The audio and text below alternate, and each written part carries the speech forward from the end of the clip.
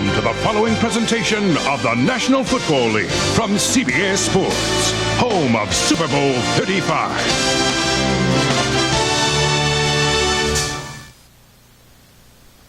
Super Bowl 20. The New England Patriots and the Chicago Bears were on top of the football world. The Bears won the game and the championship, and the future of both teams seemed bright. 15 years later, Dick Jauron's Bears are struggling to find that old magic. Chicago has been searching for answers, and prize rookie Brian Urlacher has shown he may be the man to do it. Same struggles for Bill Belichick's Patriots.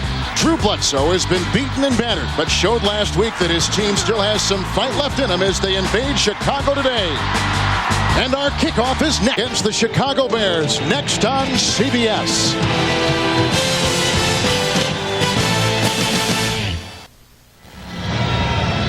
They are expecting 6 to 10 inches of snow tomorrow here in Chicago. Let's send it downstairs to Beasley Reese. Thanks a lot, Kevin. As Shane Matthews, quarterback for the Bears, says that the weather will dictate whether or not they try to focus on the running game. Well, this is pretty good for Soldier Field in December. For New England, quarterback Drew Bledsoe has a fat thumb.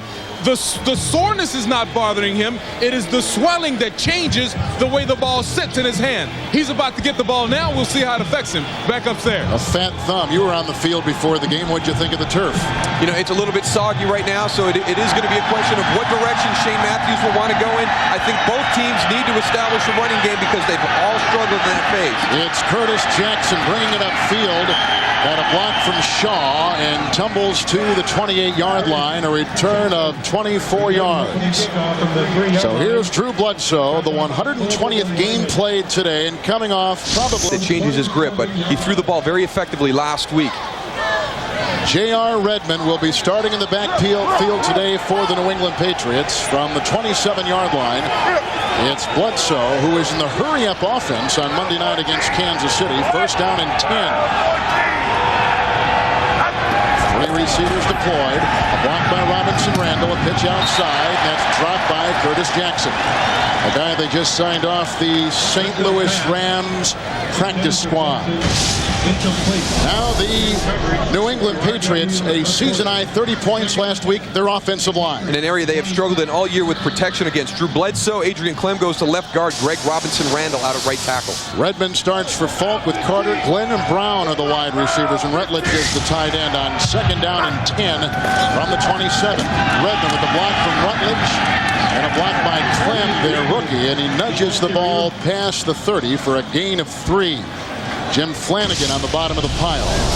The Chicago defense has improved statistically over the last 6 games. Daniels, Wells, Flanagan, Brian Robinson. Linebackers, Harris and Colvin. Everybody talking about Urlacher, the middle guard, with Azuma, Brown, Parrish, and Smith. It is third down and 7 just beyond the 30-yard line. The rush comes on. The pass is caught by Terry Glenn. First down and more. Finally brought down by Tony Parrish near midfield, a gain of 18 yards on third down and 7. A player is down and a flag is down back at the 24-yard line, and it is called against the New England Patriots. Is that Philip Daniels? Is that a 93? It is. Yes, it Philip is. Daniels is the guy down, a high-priced free agent from Seattle, signed this offseason. Personal foul, clipping, 83 offense, 15 yards. Repeat third down. That's the tight end, Rod Rutledge. And here's 83 right here as the play moves in. You can see him diving on the back of legs of Philip Daniels. That's inexcusable as a football player right there. That doesn't serve any purpose to try and protect your quarterback. To me, that looks like a guy trying to put a hurt on somebody and set a tone, because Rod Rutledge has got to know that he cannot come in from behind like that on a football player in that situation. I know he's trying to protect his quarterback, but in this situation, you have got to be a smart football player. There is no way from that angle that he can get in front. He might have just caused a serious injury to Philip Daniels. And we have an injury timeout with less than a minute gone at Soldier Field. Either New England or Chicago in the playoff race, but you hate to see this. Their high-priced free agent from Seattle, Philip Daniels, being helped off the field. Van Tuinen now will take his place and see a lot of time today. That 18-yard pass completion to Glenn wiped away with the penalty. It's 3rd and 22 for the New England Patriots, just outside their 15-yard line. And Bledsoe with time moves up. Good block by Robinson Randall down the sideline, going deep and bobbled, almost picked off by Azuma. They were aiming for Terry Glenn. It's wiped away. And the New England Patriots have to punt on their first possession. Jerry Azuma, one of those guys we talked about at the top. He's got something to play for because Walt Harris is injured right now. He has got an opportunity to solidify a starting position and allow Walt Harris to get out into the free agent market, secure that spot for the Bears. A nice job right there, going up and battling for the ball with Terry Glenn. He's a converted running back from college, just trying to get his feet wet in this position, but they love his athletic ability and his competitive nature. Lee Johnson's first punt today, high and hanging. Milburn is back and waves it off. Fair caught back at the 44-yard line. That is a 41-yard punt by Johnson.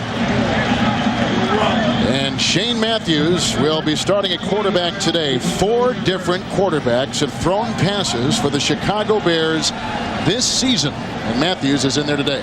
And all of them have struggled in their production, and what Shane talked to us about was the fact that he's not in sync with his wide receivers. They've taken a lot of the option routes at the top of the routes for the wide receivers away. They're going to be running precise routes. He hopes that that will help them get in better communication. So first down and 10 yards to go for the former pupil under Steve Spurrier at Florida from the 44-yard line. The tight ends on the near side. The handoff goes to James Allen. Tries to get by the tackle of Ted Johnson. That ball was loose but not live. A gain of 3 on the play. There hasn't been a wait a minute. This could be live. Everyone acted as if the ball had been blown dead. A referee today in the white hat there is Ron Blum, but the reaction was that it had been blown dead. And I think that was the call. Well, all the players were standing around as though the play had been blown dead, but nobody stepped in to try and stop the play from being changed to the fumble recovery. He's going to check with both side judges. He talked to the back judge moments ago. Now he talks to the line judge to see if he had him down. Of course, this guy right here is coming from the far side, so he couldn't have seen in that big pile if his knee was down, if the ball was down by contact or whatever. Oh, it's so difficult to see if a guy is ruled down by contact or actually is down by contact when they get into those scrums in the middle of the field. Whether you're the umpire, the referee, the line judge, the side judge, it's difficult to see what happened. The runner was on top of players when he fumbled. It's a first down, New England. Yep. There you go. That's the right call. That's the right call. We'll take a look at the end here with James Allen coming through, and he is a little scat back type, so he might have got caught up on the pile of all these guys and never actually got down to the ground. And there you can see the ball scored out right at the very end. And then Brockermeyer didn't even give an effort to pick it up. It's New England's ball. Rented on DVD or VHS this week at Blockbuster. The NFL on CBS is sponsored by Southwest Airlines, proud sponsor of the NFL and official airline of the Super Bowl. Chevy Trucks, the most dependable, longest-lasting trucks on the road. And by Blockbuster, bringing entertainment home. I think the Bears are going to challenge that fumble. We have seen replays. It looked like his left knee is down, and he was down. He was down for it, and that is why the inactivity at the end of this play. Watch as James Allen comes through. On the field that it was a fumble. All right, here we go. At the end of the play, watch how he is down. He's on the orange seat. I mean, he is on the ground for a good 2 seconds before that ball is ripped out. How can all those guys be wrong, though? I mean, of course, we're seeing it in hindsight, and it's very easy to see. He was not on top of players. No. And that was the ruling. The ruling is correct if he is on top of players, but he's obviously not on top of players right there. He's on the ground. Yeah, and you can see at the end of this run, James Allen is the guy that is on the ground, and we'll see when he is on the ground right now. He's down. Okay, now the ball comes out. There. I mean, you can see the time difference right there. So he is down for a long time. The referees, it is difficult when you get into the middle of those piles and everybody's laying around, but he's such a little guy. He does a great job of finding those seams and getting underneath people that he gets underneath. Everybody's on the pile, and then as the ball comes out late. And we were wondering about the inactivity. I mean, Blake Brockermeyer right there just kind of standing around to pick up that football. But obviously, everybody on the field realized that James Allen was down. The ruling they've given is he was on top of players, had not touched the ground, and if indeed he was on top of players, which he obviously is not right there, then it is a fumble because he's not touching the ground. But In this, he is clearly on the ground. Yeah, right there. That's the great angle right there. He's down. He's still, I mean, there's nobody underneath him. His knee has been down on the ground, and the ball still hasn't come out yet. There goes the ball right there. Right. So you can see how long he was on the ground and down by contact before that ball came out. Well, it looked like in the initial play when we called it, he was down. And then the ruling was he was on top of players, which is the correct ruling. But now that we see it on replay from the conclusive angles that we've got, he is clearly down. Yeah, this is the best angle right here, and you'll get an opportunity. He is down right now. Boom. There goes the knee. He's down. He's got the ball in control. The ball was not coming loose at that time, and here you can see the ball come out finally right there. I mean, they're stripping it from him at the bottom of the pile, but the play over for 2 or 3 seconds before that ball comes loose. So it is under review, and Chicago has challenged the call on the field. And a good challenge, perhaps. We haven't really even talked about the two coaches today. Dick Jauron is on the Chicago sideline. And he is in his second year with the Chicago Bears after going 6-10 last year. If you take a look again at James Allen, who had one game this year against the New York Jets when he fumbled 3 times in the game. He gained over 100 yards. And let's see what Ron Blum has decided. After reviewing the play, the runner is down. His knee is down before he fumbles. It's Chicago's ball, 2nd and 7 on the Chicago 47. Chicago is not charged a timeout. But understand now, if he is on players and he fumbles it, that is a fumble. Or loses control of the ball is loose, and that was the initial feeling out there on the field. But if he's down, as he clearly was there, and as we initially thought it wasn't a fumble, well, that's the case, and Chicago retains possession. And that would have been a big momentum shift for the New England Patriots. If you go back, you remember the long pass to Terry Glenn, yes, or Troy Brown, rather, at the 18 yards. With the penalty that put them back, that would have given them an opportunity to really catch back some of that momentum that they lost. There's Bill Belichick, who, by the way, one-time coached Dick Jauron in Detroit in the mid-70s. 2nd down and 7 on the 47. Allen again with a nice block by the center Wegman, and he climbs into New England territory and eventually brought down by Hamilton, a gain of 6 right there. And the Chicago Bear offensive line, they've allowed just 4 sacks the last 5 games. Brockermeyer, Perry, Wegman, Valerio, and James Big Cat Williams. Allen and Dragos are in the backfield. Kennison and Booker are the wide receivers, and Cicino is the tight end. And Dick Jauron is waiting for Eddie Kittison and Mari Booker to step up. They've lost Bobby Ingram. They've lost Marcus Robinson, who is their big play receiver. They need one of these guys to step up and start making plays on the outside. You'll see a lot of 4 and 5 wide receiver sets, but nobody has taken up the slack for those 2 injuries. Patriot 48, 3rd down, long one, and the pass is caught at about the 41-yard line and good for a first down. Bunching his way inside the 40-yard line with some wonderful blocking is the tight end Cicino, and he picks up 8 yards on the play. New England's front 7 inconsistent this year. McGinnis, Eaton, Thomas, and Bobby Hamilton. There inside the New England 40. It is a first down for Chicago. Fake handoff, play action, the pass outside to Dragos, the fullback, who also plays some tight end, and he's down to the 32-yard line and tackled by Slade after a gain of 6 on the play. By the way, Curtis Enis normally would play. He is right now in a Chicago area hospital. He took some cold medication, had a bad reaction to it, and consequently is being fed through IV in the hospital here in Chicago. So he is out and watching the game, we understand, in his room. So Curtis, the best of recoveries to you. 2nd down and 4 from the 32-yard line.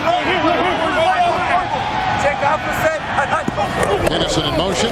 Handoff goes to Allen. Again, the center pulls. That's Wegman. And he gets down near the 31-yard line and a gain of 3. As you see, Green Bay leading Detroit up in Lambeau Field. And no score between Carolina and Kansas City and other scores. Chris Slade there with the tackle.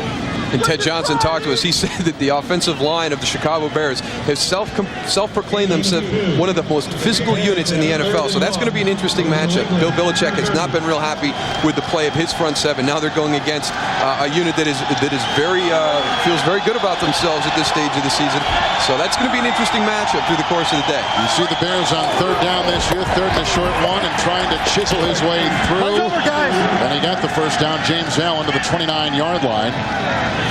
And so Chicago continues to move the chains as we send it downstairs to Beasley Reese. Thanks a lot, Kevin. I've got great news for Chicago Bears fan. Their defensive end, Philip Daniels, it looked like it was a knee when he was injured earlier. It was not. It's an ankle sprain.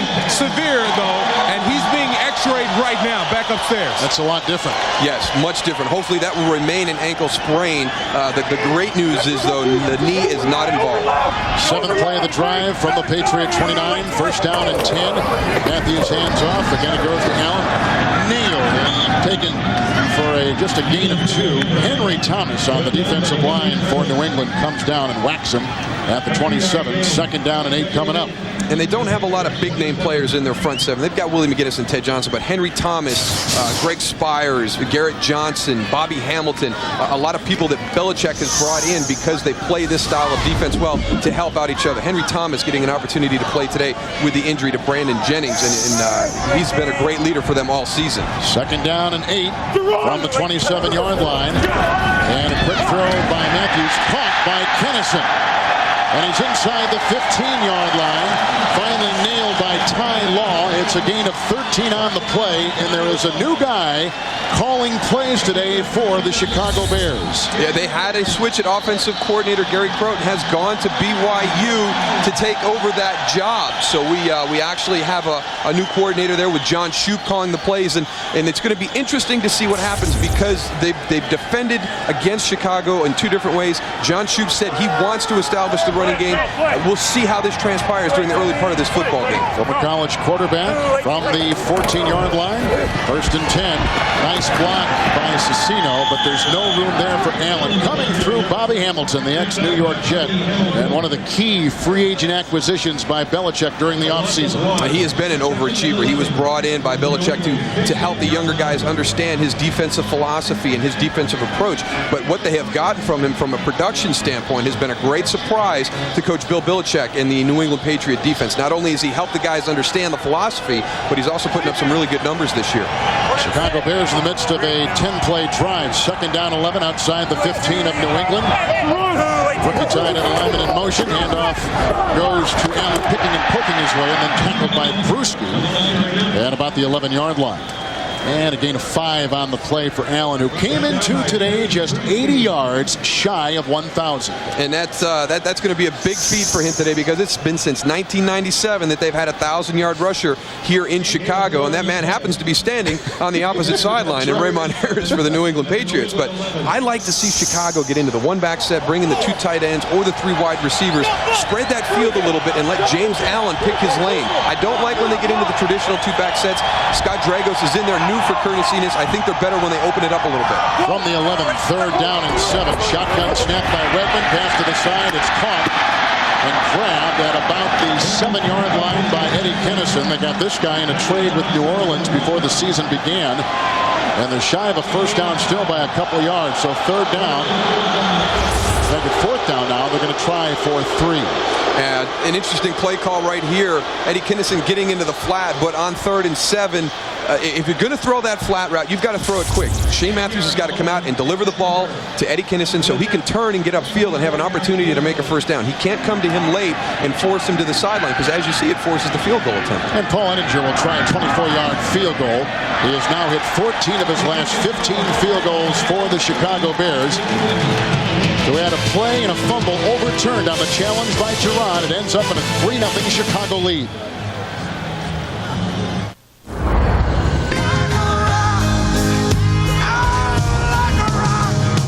Keith Bogans leads Kentucky against the defending national champions, 2nd-ranked Michigan State, and their sensational sophomore Jason Richardson. Saturday on CBS. Kurt Warner has no room for wiggle. He's got to come out firing like an MVP. The NFL Today, Sunday on CBS. 3-0 the Chicago Bears on top of the New England Patriots. A 12-play drive culminating in a 24-yard field goal by that man, Paul Ettinger, right there, who is a rookie out of Michigan State, a 6th-round draft choice. And he's set to kick off for a 2nd time today. may have whiffed. It's a short, high chip shot, and on a bounce at the 15-yard line, picked up by Curtis Jackson, who runs into his own blocker and then is brought down. R.W. McQuarters and Sean Wooden are there with the stop after a 19-yard kickoff return. 3-0 the Chicago Bears. 9. The NFL on CBS is sponsored by RCA, changing entertainment again. www.rca.com, and by Selsun Blue Shampoo to help keep your dandruff from sending the wrong signals. We're at historic Soldier Field in Chicago, and they're going to keep that facade on the outside, but they're going to redo the inside. We'll talk about that in a second. Philip Daniels is out. Van Tuinen is in on the 34-yard line. New England with their second possession, and it's first down and 10 yards to go.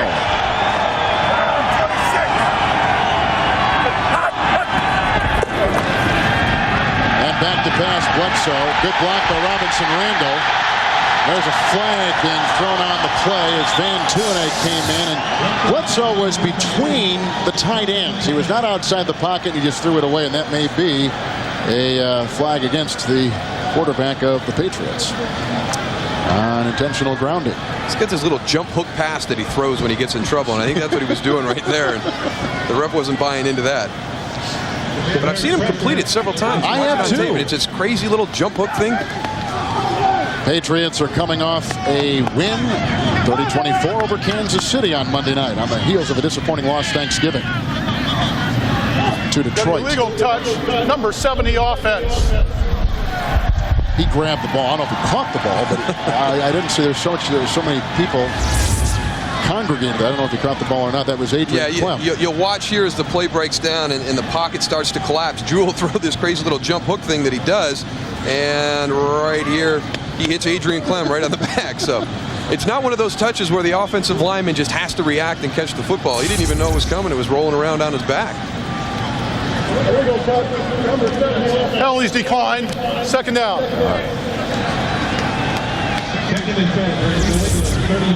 You get a good angle of it right here, right at the end. He'll just try this crazy little thing, kind of flips it to get away to avoid that sack. And as you pointed out, very lucky you probably did hit Adrian, or he would have got the intentional grounding. That's all right. We saw that last week in the Pittsburgh-Oakland game. Second down and 10 from the 34. Wiggins is the motion, the tight end. Quick draw outside. Batted down on the play. Wonderful play by Brian Robinson. They got him from the St. Louis Rams a couple years ago, playing that end. Incomplete pass, third down and 10. And that's some good scouting right there. Brian Robinson right here as Drew steps out and throws his quick pass. Watch how close he is to actually having an opportunity to make the interception. Greg Robinson Randall has got to do a better job of getting his hands down on that quick pass because he's going to be standing right in that throwing lane. Bledsoe has not completed a pass, 0 of 4. Third down and 10 from the 34 of New England. Bledsoe again to fire. Down the middle, caught by Troy Brown in the thicket of Chicago defenders. A flag is down on the play, back at the 32. It stands now down to the 44. 22-yard gain, wiped away. That is the second today. Remember, Belichick's quarterback hit Terry Glenn for 18 yards, wiped away with the flag. 10 yards, repeat third down. This is for 22 yards of Troy Brown, wiped away because of another New England penalty. And you can see how frustrated Drew Bledsoe is right there. We talked about the thumb that he's had all year. He's a very competitive guy. He's going to go out on the field and play, and I really believe that he is their best chance to win a football game at the quarterback position. I think he's just more experienced than Michael Bishop is. I don't think he's ready to take on and play a full game right now. He will not tolerate the mistakes. He's had 2 long pass plays called back because of sloppy play. And for 2 months, everybody in that New England area wants to see Bishop. Third down and 20 from the 24. We'll talk more about that in a second. Robinson knocks it down again. 2 on the same series. Spectacular defensive end work by Brian Robinson. Wow. He authored a wonderful defensive stand for the Chicago Bears, and New England's got a punt. There's your matchup right here. Now watch Greg Robinson Randall. He's diving at his feet. He has got to put his helmet and shoulder pad on the thigh of Brian Robinson and drive through. He's basically just diving at his ankles. He's already shown that he's too talented, he's too athletic to be blocked in that position, so he gets 2 of them on that series alone. Robinson Randall is a rookie. The punt, fair caught back at about the 38-yard line, 37-yard line by Glenn Milburn, and a 38-yard punt by Lee Johnson. Bears will get it again. Wonderful defensive stand by Brian Robinson.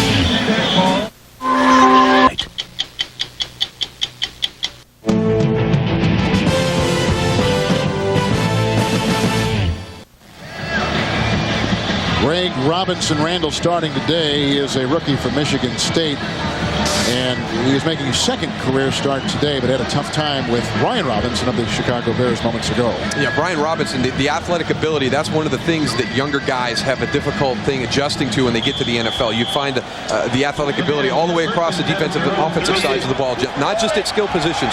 You get a guy like Brian Robinson that's very athletic in the defensive line. And from the 38-yard line, first down and 10, Malloy looked like he was come up in blitz, and Matthews has changed the play. 4 receivers deployed. And good time as Matthews throws a dart across the middle. It's caught by Marty Booker, breaking 1 tackle, chased by Brewski and belted by Tebucky Jones, and a flag is thrown. Where the tackle and the shove were made at the 48-yard line of New England.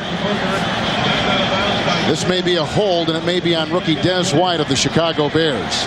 It is a hold. It is on Chicago. That's a 15-yard gain wiped away. I think 80 Des White, the rookie. Holding, number 80 offense, 10 yards, repeat first down.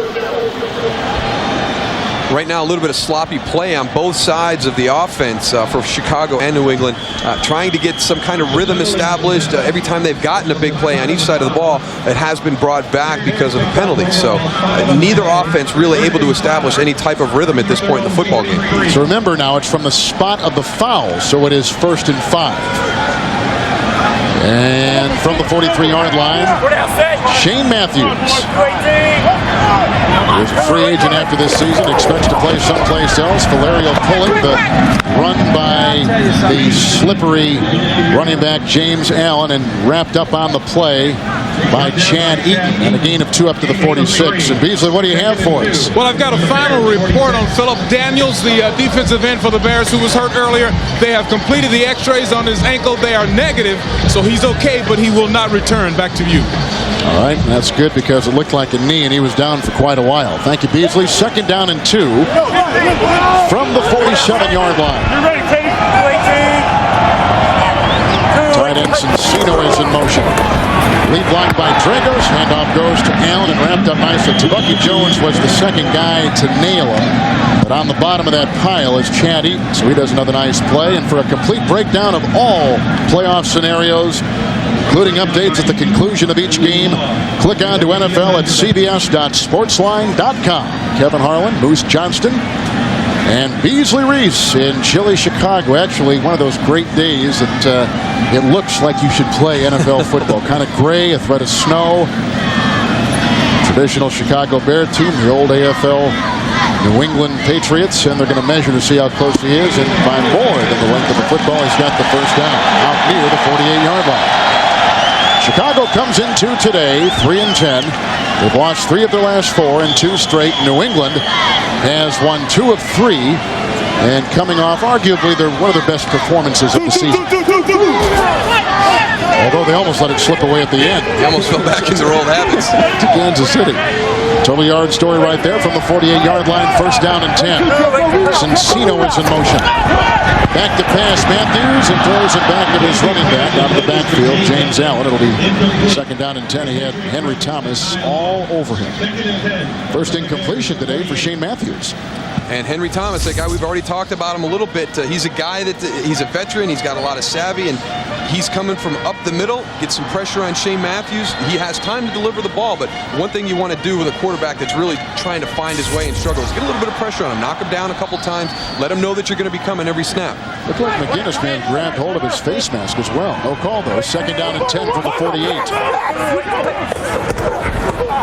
And once again it's Allen hopping his way through and brought down on the play by Willie McGinnis after a gain of 3 down to the 49-yard line of the New England Patriots.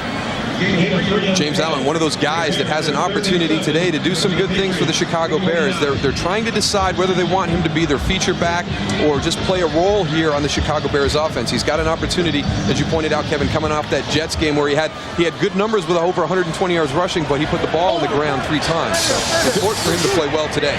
And 55 yards now away from 1,000. 3rd down and 7. Chicago at the New England 49. The Wakeman snap, the Brockermeyer block, the pass by Matthews, and out of the reach of intended receiver, rookie Des White. He was a 3rd-round pick out of Georgia Tech. Otis Smith, the Well, the ex-Patriot, now current Patriot, and most recently with the New York Jets, was there to cover. It's 4th and 7, and Chicago's got a punt.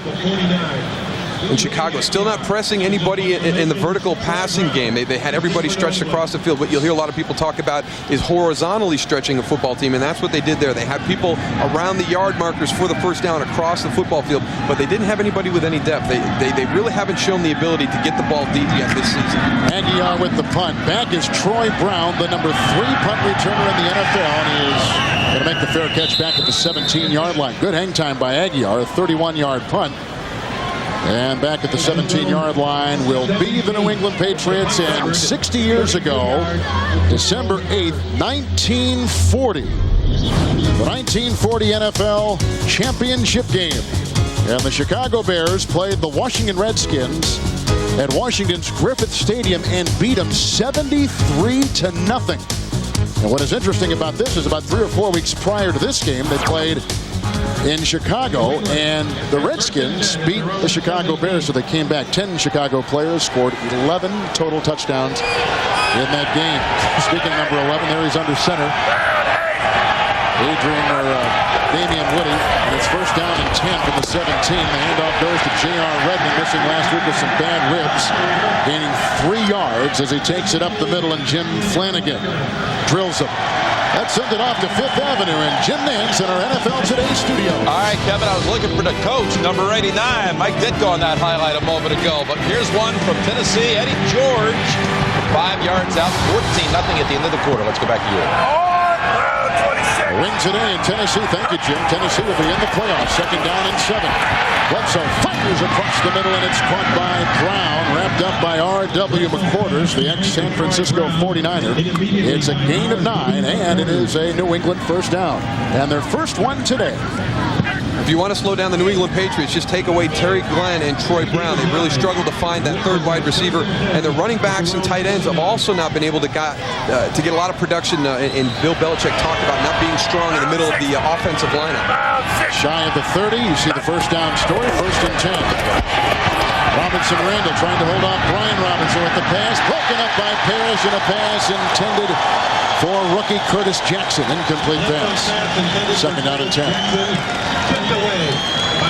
And here's one of those other guys trying to get involved in the offense for the New England Patriots, Curtis Jackson, who had a good game last week, really gave them a spark on an opening kickoff, and they've just continued to search. They can't find that 3rd wide receiver to go along with Troy Brown and Terry Glenn on the outside.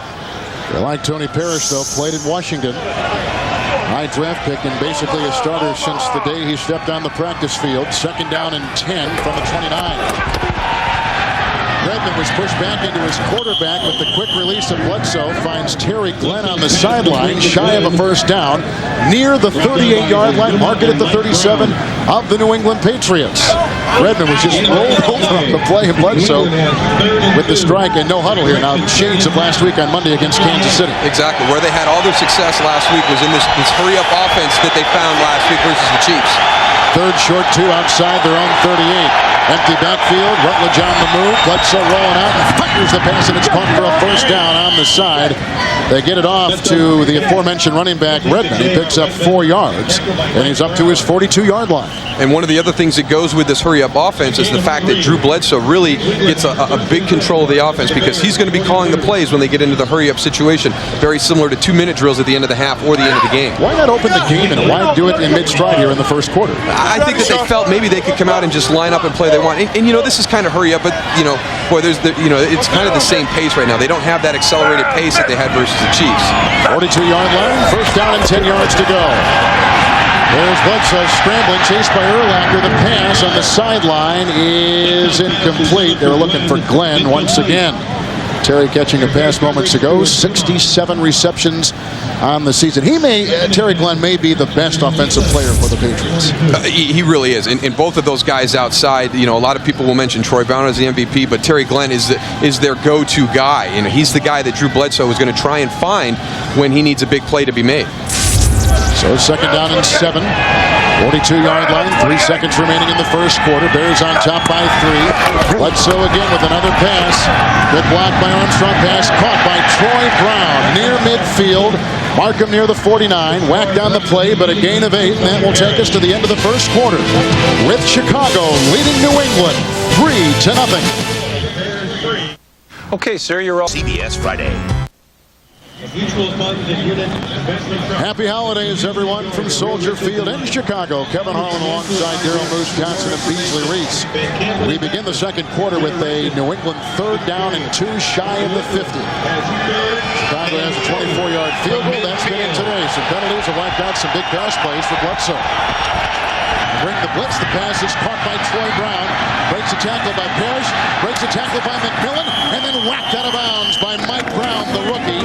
And they'll mark him at the 27, make it the 27-yard line, a gain of 18 yards on the play. Make it the 31-yard line. They weren't sure where he stepped out, but it was the 31. Beasley downstairs, we send it to you. Hey guys, this offense reminds me of the sugar offense that Cincinnati used with the Bengals to go to the Super Bowl in the 80s.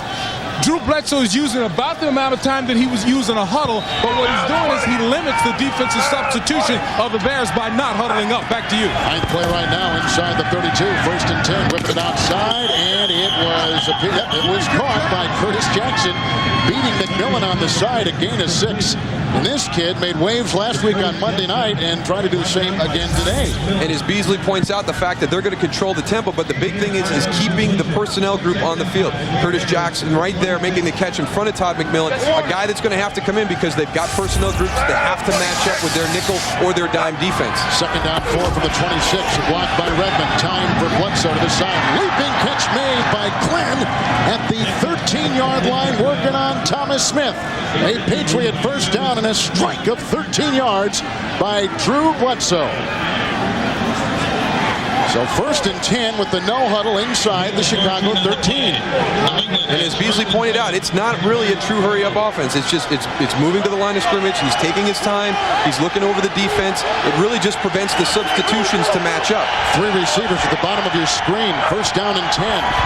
Bledsoe with the block from Armstrong and time and throws to the end zone and incomplete. Looking for Troy Brown.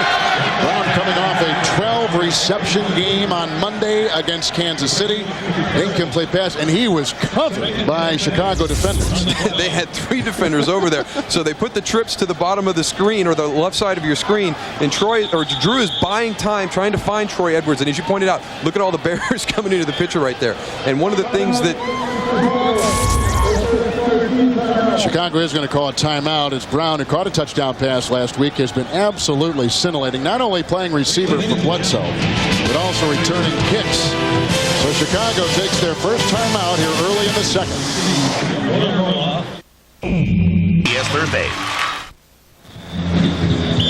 There's the defensive coordinator for the Chicago Bears. And Greg Blosch, this is really going to play into his strength because he had already begun to simplify his defense, just wanted them to execute it better. But in this hurry-up, this sugar offense that Beasley talked about, he's going to have to limit what he's able to do because he can't match substitution-wise. So I think that it really plays into the strength of the Bears' defense. Well, he's brought in Clyde Simmons, 2nd down and 10 inside the Chicago 12. Bledsoe throwing to the end zone for Glenn. Oh, what a catch! Touchdown, Terry Glenn.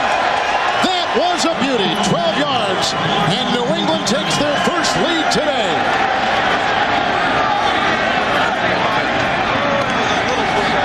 And I guess I'm wrong. I guess it doesn't play into the strength of the Bears defense, but Thomas Smith, this is a very difficult pass to defend, and I really feel that when you have the underthrown long ball, or in this situation kind of a fade, he's going out to the corner. When it's underthrown, the receiver has the advantage because he is able to see the ball coming in and adjust to it. Thomas Smith has to get his head around when Terry Glenn turns, he's got to turn with him and see that ball coming and make a play. Vinatieri's extra point is up and in. Drew Bledsoe has just thrown his 20th touchdown pass of the season. New England's all-time passer, right on the money here. It's New England on top. 100 minutes with nationwide long distance for just $34.99. The NFL on CBS is sponsored by Castaway. Directed by Robert Zemeckis, starring Tom Hanks. This Christmas only in theaters. K Jewelers. This holiday season, shop K Jewelers. Every kiss begins with K. And by Sprint PCS, the clear alternative to cellular.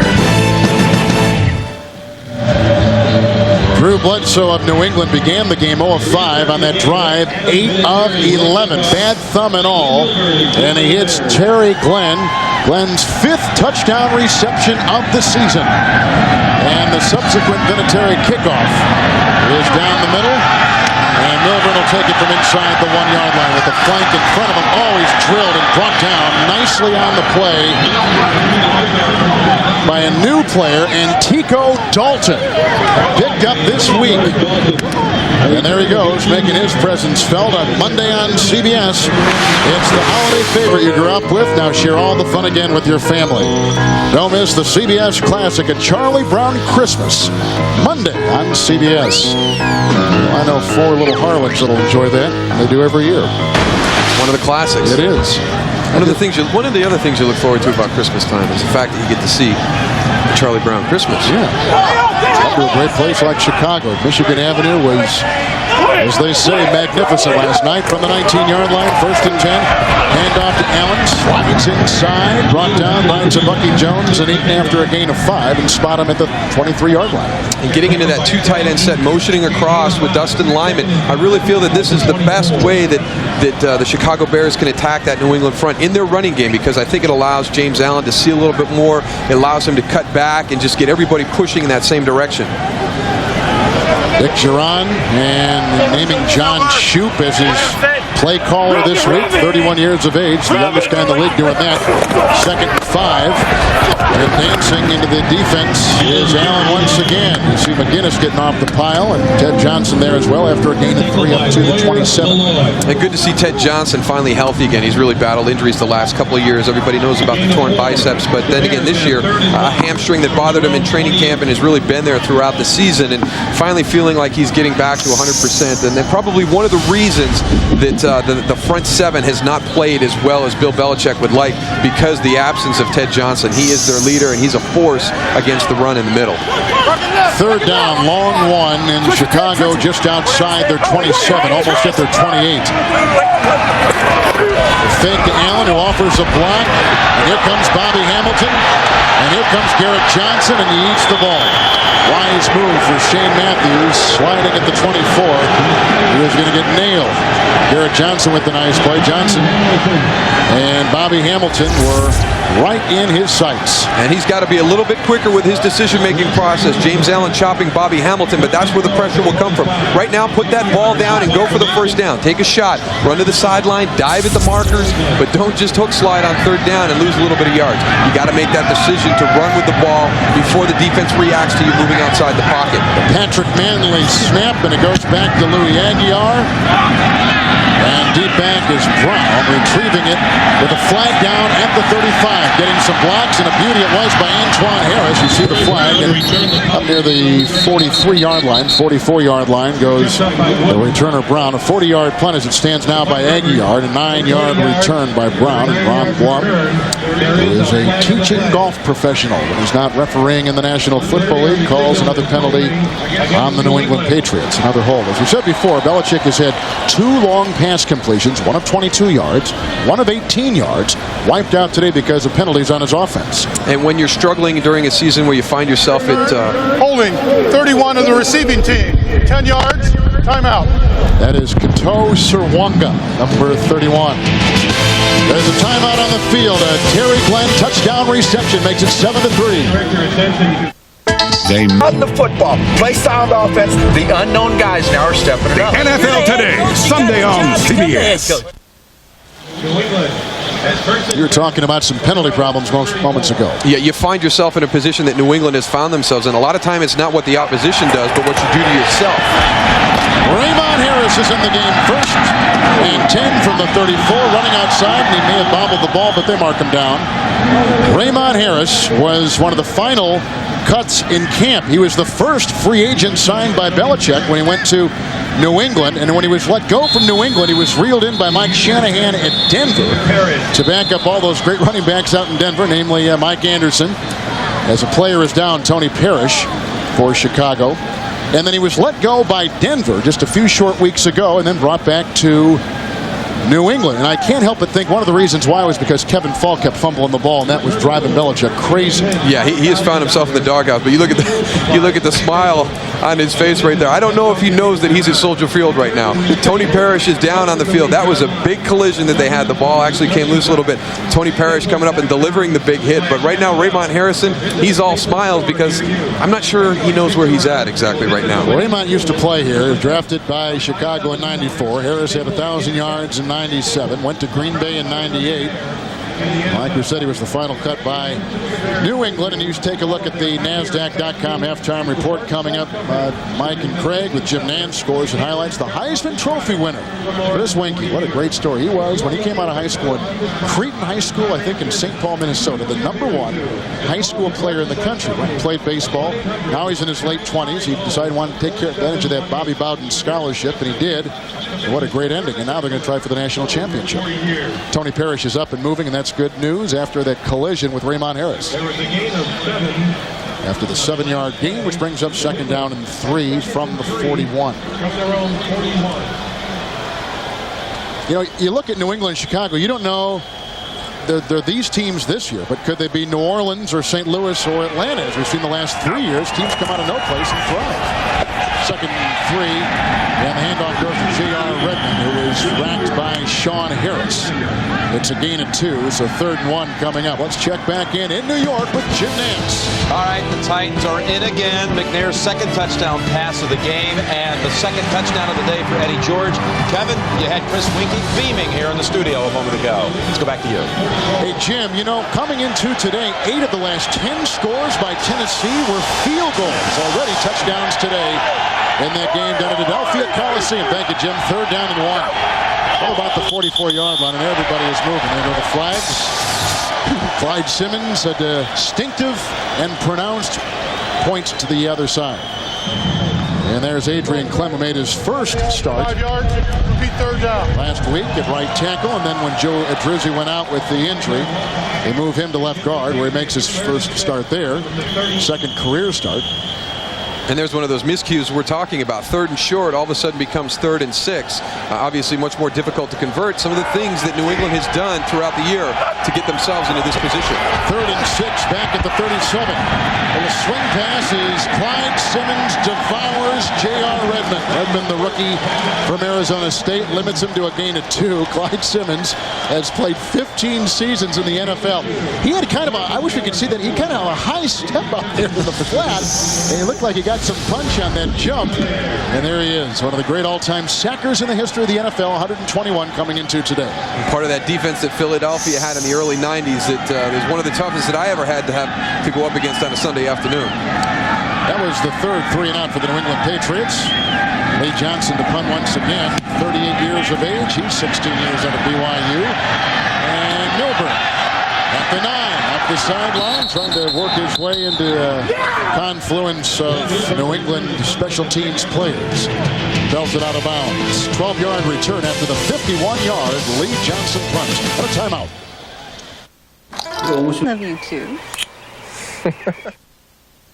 The NFL on CBS is sponsored by FedEx, the official worldwide delivery service of the NFL, and by Philips, technology that's making life a little better all the time.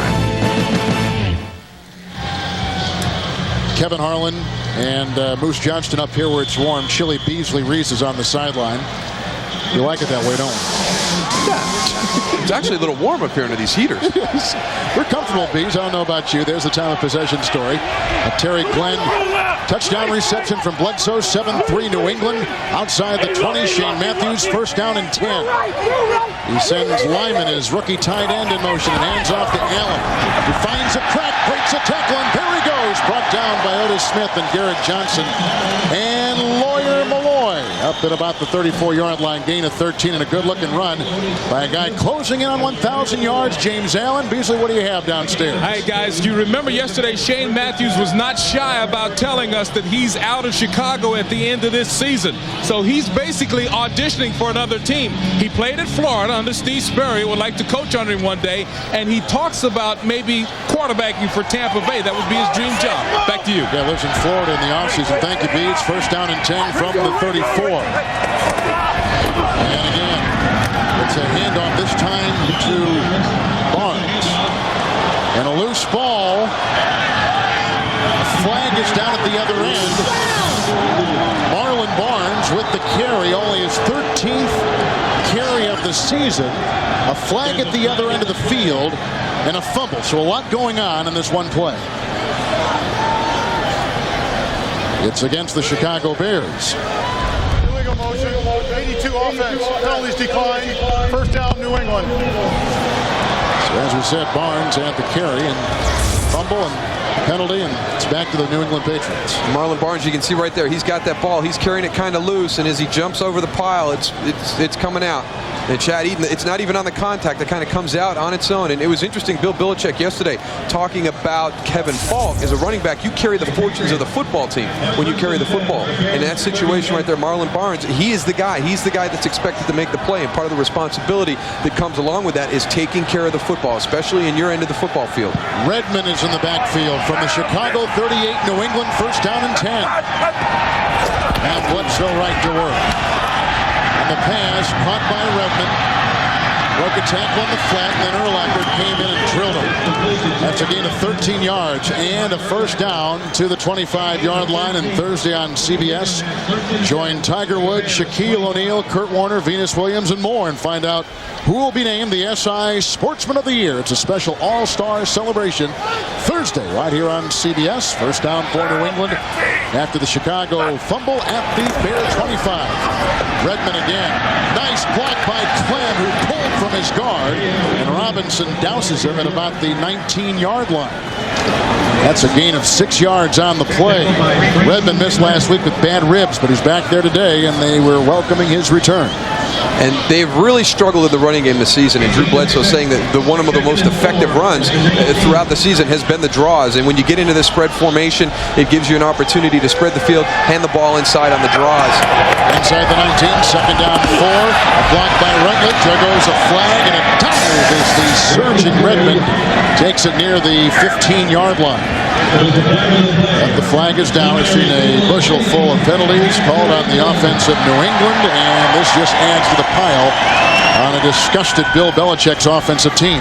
Holding, 65 offense, 10 yards, repeat second down. It's Damian Woody, who is one of the rising stars on offensive lines in the NFL. He's one of the constants and one of the bright spots throughout the season for this New England Patriots offensive line. He's very athletic, and Chad Eaton, who works against him during practice, really says he's gotten better. He compares him to Kevin Mawai and some of the other guys that he's played against, which is a very, very nice statement about Damian Woody. Second down, 14 upcoming. 5 penalties on New England today. 4 have been assessed the offense from the Chicago 29 after the Chicago fumble. Woody didn't snap, and everybody moved. And there go the flags again. And some shoving after the play. While they're deciding this, I just saw that the Giants were shutting out Pittsburgh 13-0. Tennessee was winning. Baltimore was winning. If they win, they can get in the playoffs. Baltimore, by the way, does have the advantage because they have one more AFC win than a lot of the other teams. So as we start breaking things down and slicing things apart, we got to look at now AFC wins within your conference, wins within your division. Yeah, that playoff picture could become a lot clearer just at the end of today's games. There'll be 2 more games left to play, but a lot of teams having the ability to assure themselves a spot in the playoffs, depending on where that will be. Offsetting penalties, I believe. You see them going both ways there. False start, 70 offense. Personal foul, 98 defense. By rule, the 15-yard penalty is enforced. It's a first down. Good call. One is bigger than the other. And you've got to maintain your composure on the football field. Right now, the New England Patriots are offside. It's going to be a penalty against them, illegal procedure. They're going to have another penalty. They're going to be back. And all of a sudden, you have a play like that where a guy comes in and does not make a smart play. Brian Robinson's got to learn. This gives them a first down when they had really put themselves in a hole. And New England has really struggled in the red zone this year. They've had 2 back-to-back penalties. They're about to shoot themselves in the foot. Brian Robinson gives them some new life. We began this game seeing a very struggling right tackle rookie, Greg Robinson-Randall. Brian Robinson of Chicago batting down 2 passes. He has collected himself and done a nice job since that time. He really has. And you know, there's going to be a little bit of nerves. It's only his second start.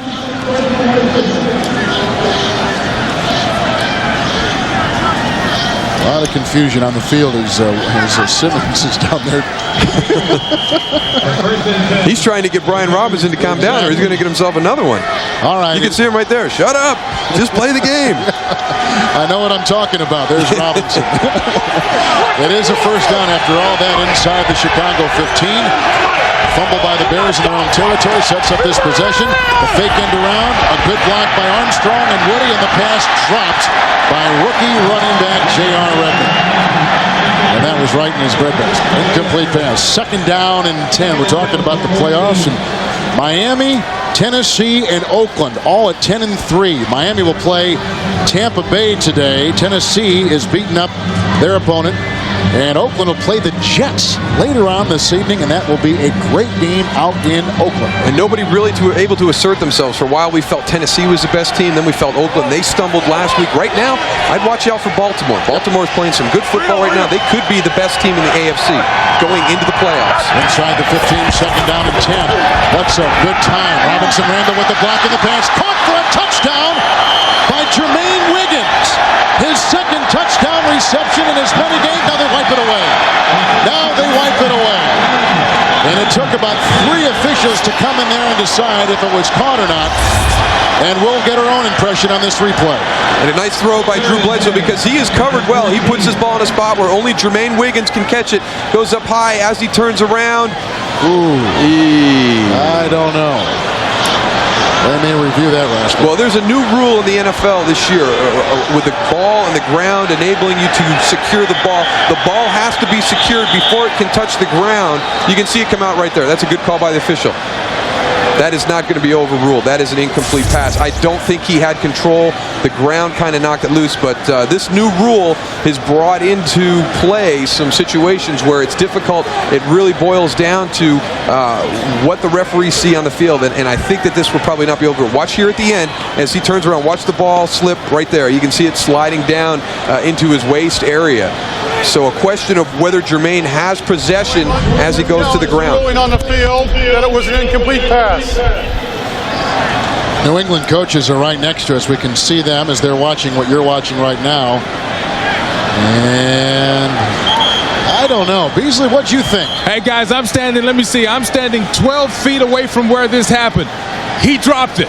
He caught it. He turned on the way down. I mean, I thought the referee standing right in front of me was going to miss the call. That's how close it was. But he clearly dropped it on the ground. Back to you. Drew thought he had his second touchdown pass of the day. That says it all. You don't really need to say a whole lot more right there. When you're a team struggling to finish out the season in hopes of building some momentum to work towards next year, you've got to have guys to make plays like this. And Jermaine Wiggins has done a very good job for him in the red zone since coming to the Patriots from the Jets. Well, and he's a Boston area kid. He went to East Boston High School. So, I mean, he's got some great ties to the area. And you're right, he was let go by the Jets and reeled in by this New England ball club. And, you know, as they try to shake the ghost of Ben Coates, they're looking for guys. They got Rutledge as a this, and Jermaine Wiggins has done a very good job for him in the red zone since coming to the Patriots from the Jets. Well, and he's a Boston area kid. He went to East Boston High School. So, I mean, he's got some great ties to the area. And you're right, he was let go by the Jets and reeled in by this New England ball club. And, you know, as they try to shake the ghost of Ben Coates, they're looking for guys. They got Rutledge, who's a third-year guy. Wiggins, who's a second-year guy out of Georgia. So, I mean, they're trying to build that position, and that position is important to Bledsoe, as we've seen for the many years, and his completions to tight ends. New England on the field stands. The ball did hit the ground. New England is charged a timeout. We're going to have to get Beasley Reese a striped shirt. He's the man.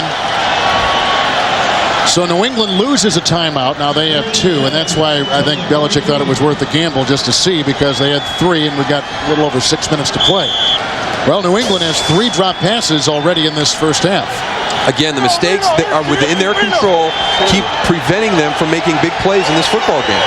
Inside the 15, third down and 10, a Chicago fumble sets up this possession, which began back at the 38-yard line of the Bears. Blocked by Wiggins. Here comes Robinson, sandwich with Simmons, and sacked for the first time today. For Clyde Simmons, he'll get a half sack with Robinson. Simmons now has 121.5 career sacks. Robinson now has 2.5 for the year. And they're going to be coming from the corners, and they're going to meet right back where Drew Bledsoe is. Or the good thing here is they kind of sandwich him together. Clyde was actually inside, so they actually kind of cancel out the big hit by sandwiching Drew.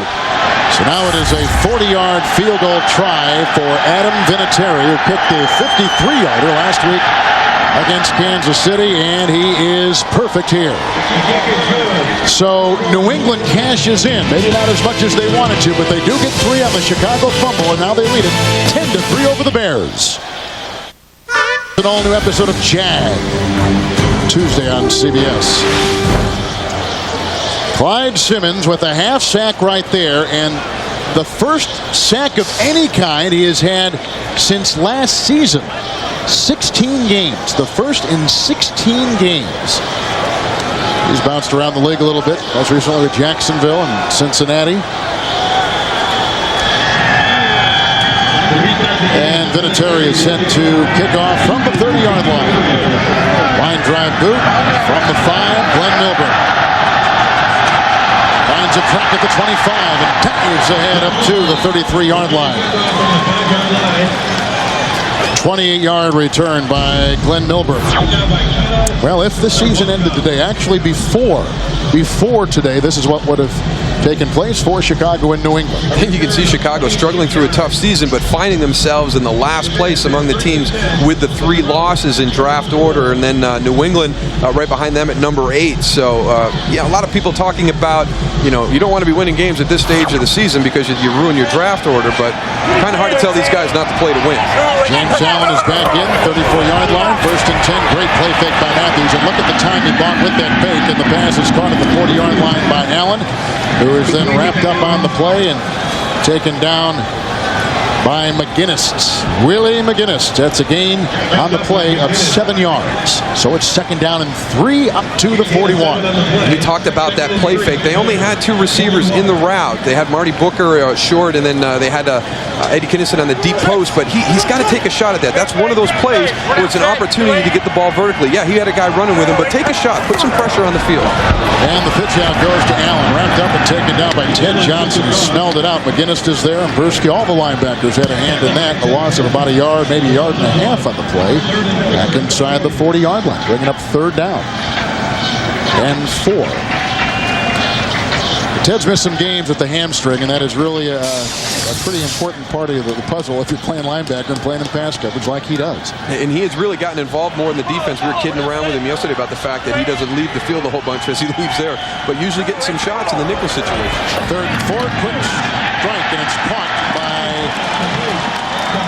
Macy Brooks. A gain of 9 on the play as Brooks reels in his 26th reception these 2 years out of James Madison, and a kid who was waived actually by the Dallas Cowboys back in '98. So you must know something about him. I was a teammate of Macy Brooks, a real big physical guy, but he needs to concentrate a little bit more. He's got all the physical tools, just needs to realize how important the mental part of the game of football is. So up near the 49-yard line, Chicago on the move, down by a touchdown, 1st down and 10. Allen gets the call, a block by Wegman, and a gain of about a yard past midfield. And wrapped up on the play by Bobby Hamilton and Lawyer Malloy. He's 2nd and long. He's just one of these guys that you haven't really heard a whole lot about. James Allen is actually, I think he's the last guy that had the 100-yard game against that Ravens defense that everybody talks about this year, going back into last season. But I tell you what, he sure finds a way to get some positive yards for you. Very rarely has negative yards or no gain yards. 2nd down 9 right at midfield here at Soldier Field. Outside it goes, and it's caught. Eddie Kinnison breaking one tackle, breaking another, weaving through traffic, and finally brought down by McGinnis inside the New England 35. A gain of 15 yards on the play on a foggy day here in Chicago, and the Bears are making some news late in the 1st half. And here's the screen. You can see as he steps in, Eddie Kinnison, he's got the offensive lineman coming out, and this was a play that Ted Johnson talked to us about. He called it the bubble screen, where all of a sudden the lineman took off, the wide receiver would come in. It's a big part of this offense here in Chicago. Very difficult to run at this level because of the athletic ability of people, but a good gain right there. From the 35, 1st and 10. Handoff goes to Allen. run began by McGinnis and Garrett Johnson for a gain of 4 at the 31-yard line of New England, setting up 2nd down and 6. We're approaching the 2-minute warning. Each team with 2 timeouts remaining in the first half. It seems like after every play we've got a little extra pushing and shoving going on. So, try and tell these teams that at 4-9 and 3-10 that this isn't important for them to win a football game. We said that at the open. 2nd down and 6. 7th play of the drive. And we are at the 2-minute warning. The 4th different Chicago quarterback this year is Matthews, and we're at the 2-minute warning. The Chicago offense has scored 1 touchdown the last 19 quarters. Kevin Harlan alongside Daryl Moose Johnston here at Soldier Field. Long time for the Bears since they have found the end zone. And it's very difficult when you can't have any consistency in your offense. Bobby Ingram is out. Marcus Robinson is out. Their offensive coordinator just leaving to take the BYU job. So a lot of different things have contributed to the fact that it's tough for them to establish some type of consistency throughout the season. And that has produced the fact that they have not scored a touchdown in over 19 quarters now. So it's 2nd down and 6. 7th play of the Chicago drive. They're at the New England 31-yard line. Matthews, nice block by Valerio. And Big Kent Williams in the pass caught by Marty Booker at the 22-yard line. Belted by Brewski and McGinnis. And they get a 1st down, so they move the chains to Chicago timeouts. That was a gain of 9. 22-yard line.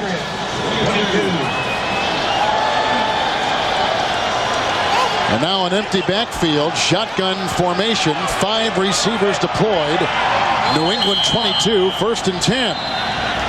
And a timeout taken by the Patriot defense. So now they have 1 remaining, which will give Shane Matthews time to talk with his offensive brain trust on the sideline.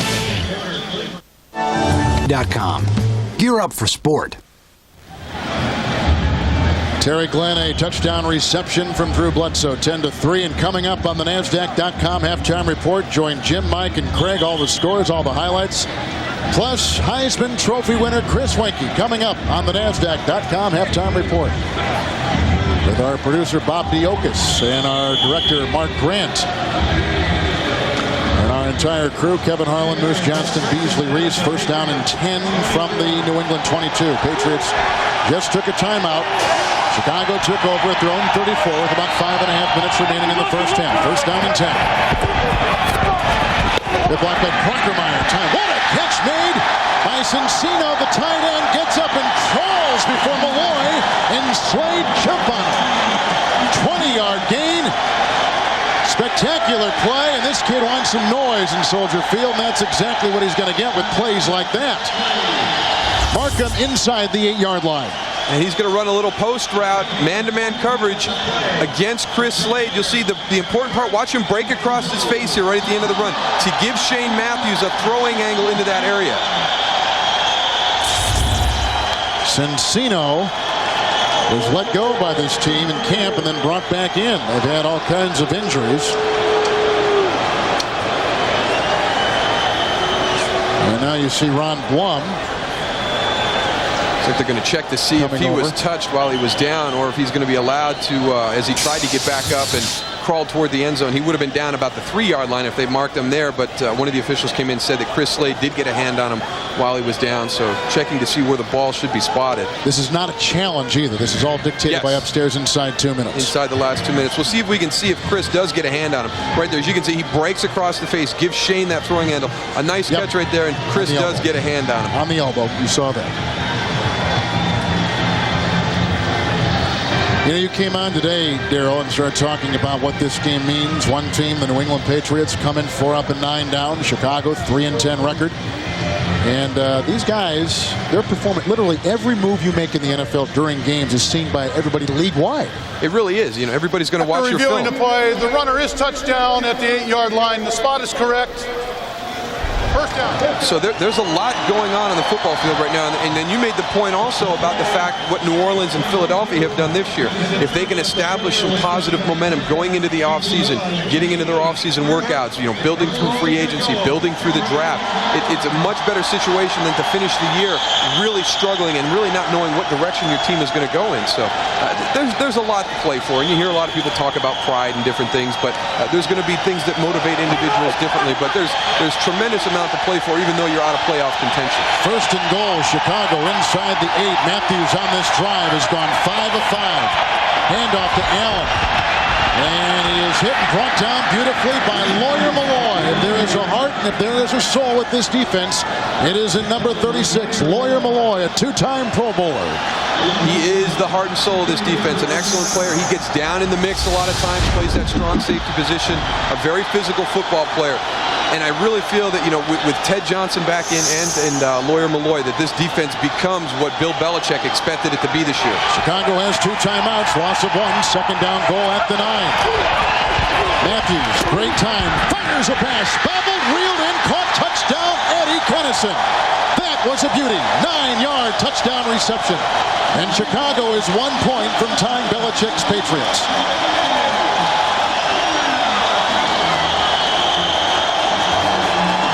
To stop that touchdown drought at 19 quarters.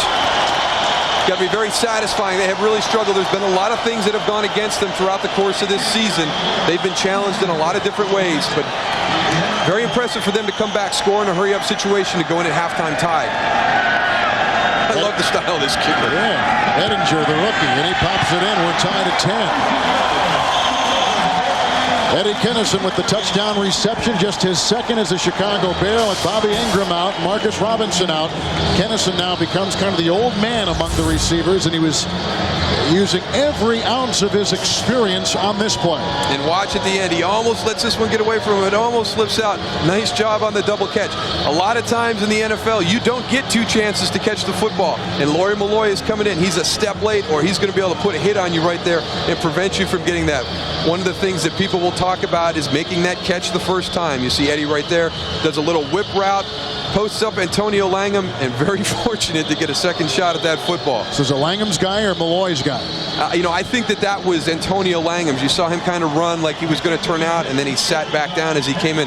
Lawyer Milloy coming in late from the inside out, but I think that was Antonio Langham's man. A guy that Belichick had back in his days in Cleveland. As you take a look at Eddie Kennison, 5 years out of LSU, initially drafted by the St. Louis Rams. So we're tied at 10. 10 seconds to play in the second quarter. Wonderful drive orchestrated by Shane Matthews. 6 of 6 on the drive, 63 yards, 10 plays, 5 minutes and 21 seconds.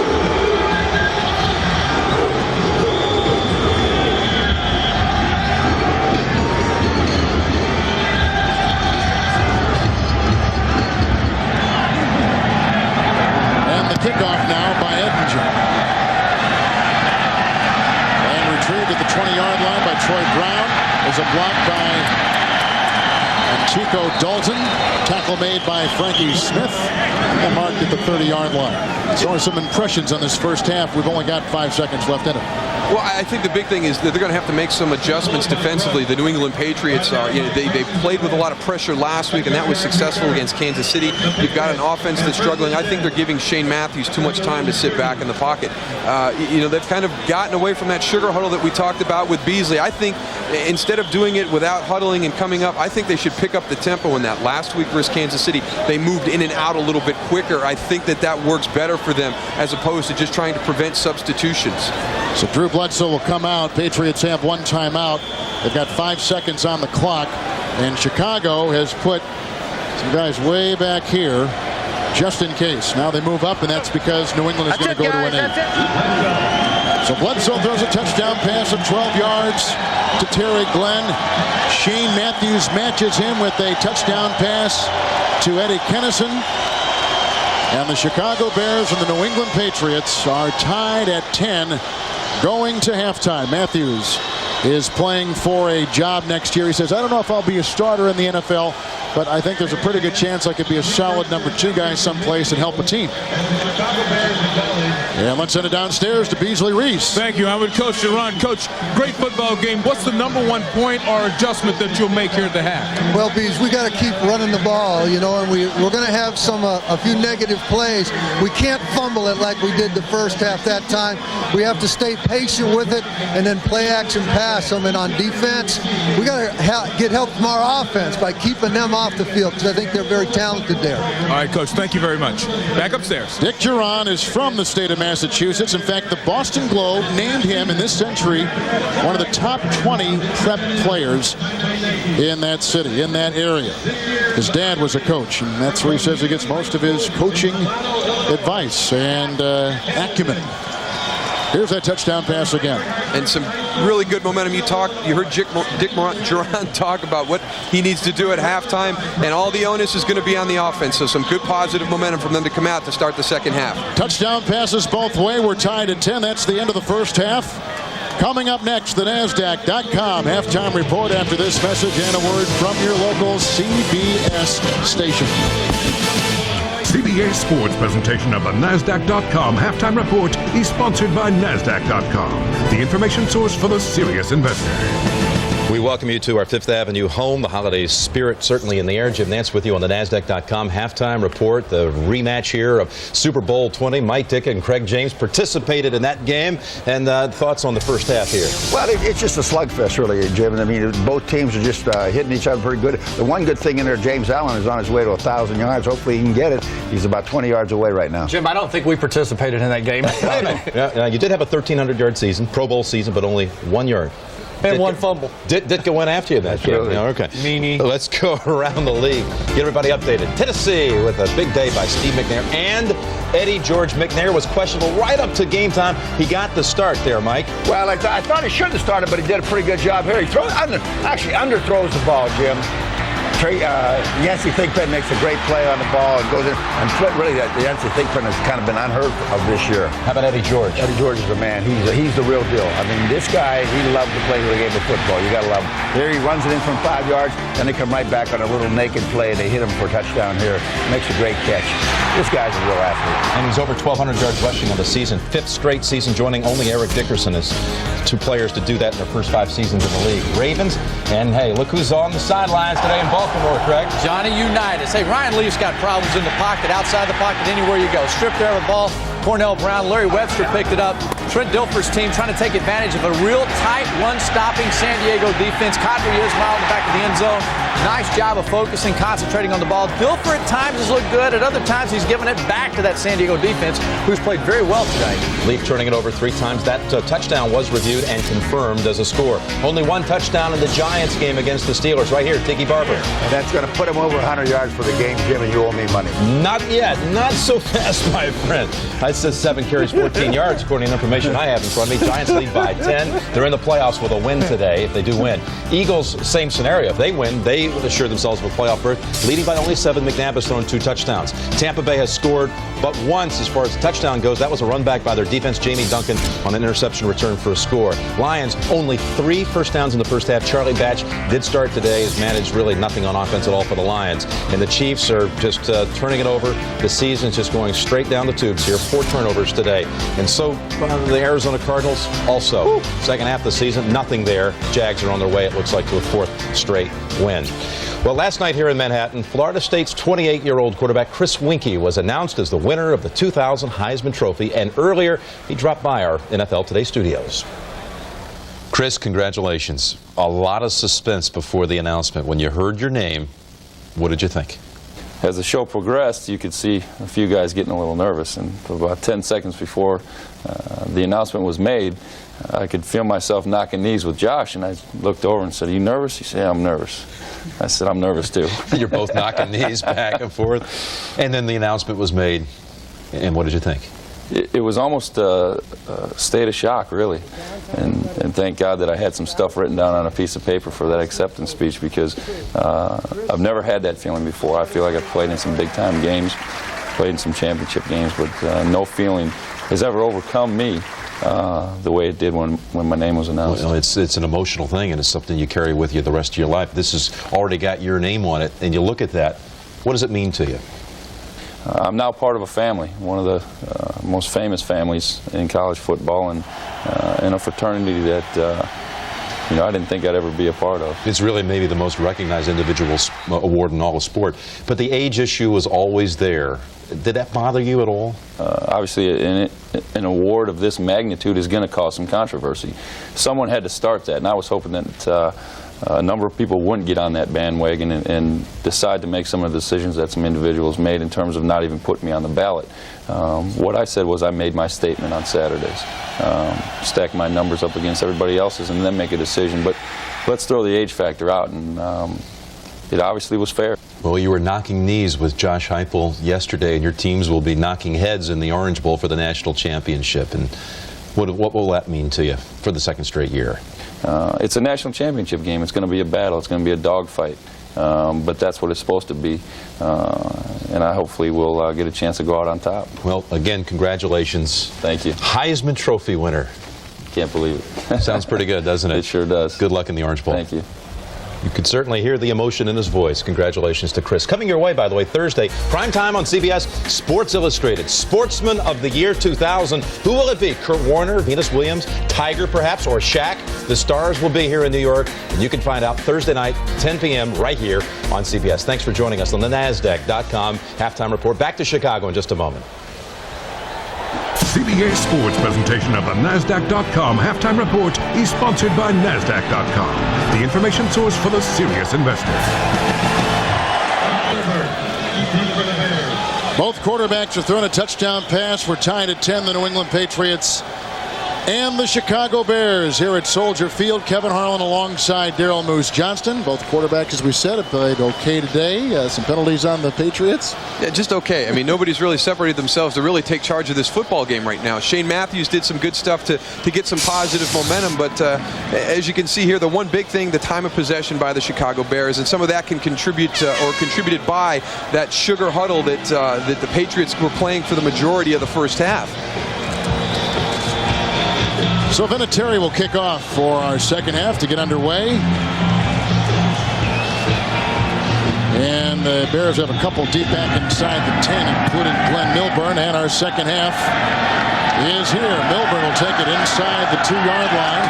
With a block from Barnes, a block from Herndon, a great block from Barnes, who fumbled in the first half, and he's up past the 35 to the 36. Nice return of 35 yards by Glenn Milburn. And he is nearing some all-time return record numbers for the Chicago Bears in just a handful of years wearing the Bears uniform. And our comparison today of Drew Bledsoe and Shane Matthews. And Shane Matthews having a good day, 11 for 13, 111 yards. Drew Bledsoe only 50%, but a lot of that because of drops and 2 of those plays that were called back because of penalties. Matthews hit his first 5, missed 2, then has hit his last 6. From the 36-yard line, 1st and 10, James Allen going outside, breaking a tackle of Ted Johnson, then wrapped up by Eaton. And then some shoving after the play downfield involving Big Cat Williams, but a gain of 8 nonetheless by James Allen. Now has 58 yards on the day, and he is zeroing in on 1,000. Needs 22 more to go. 2nd down and 2.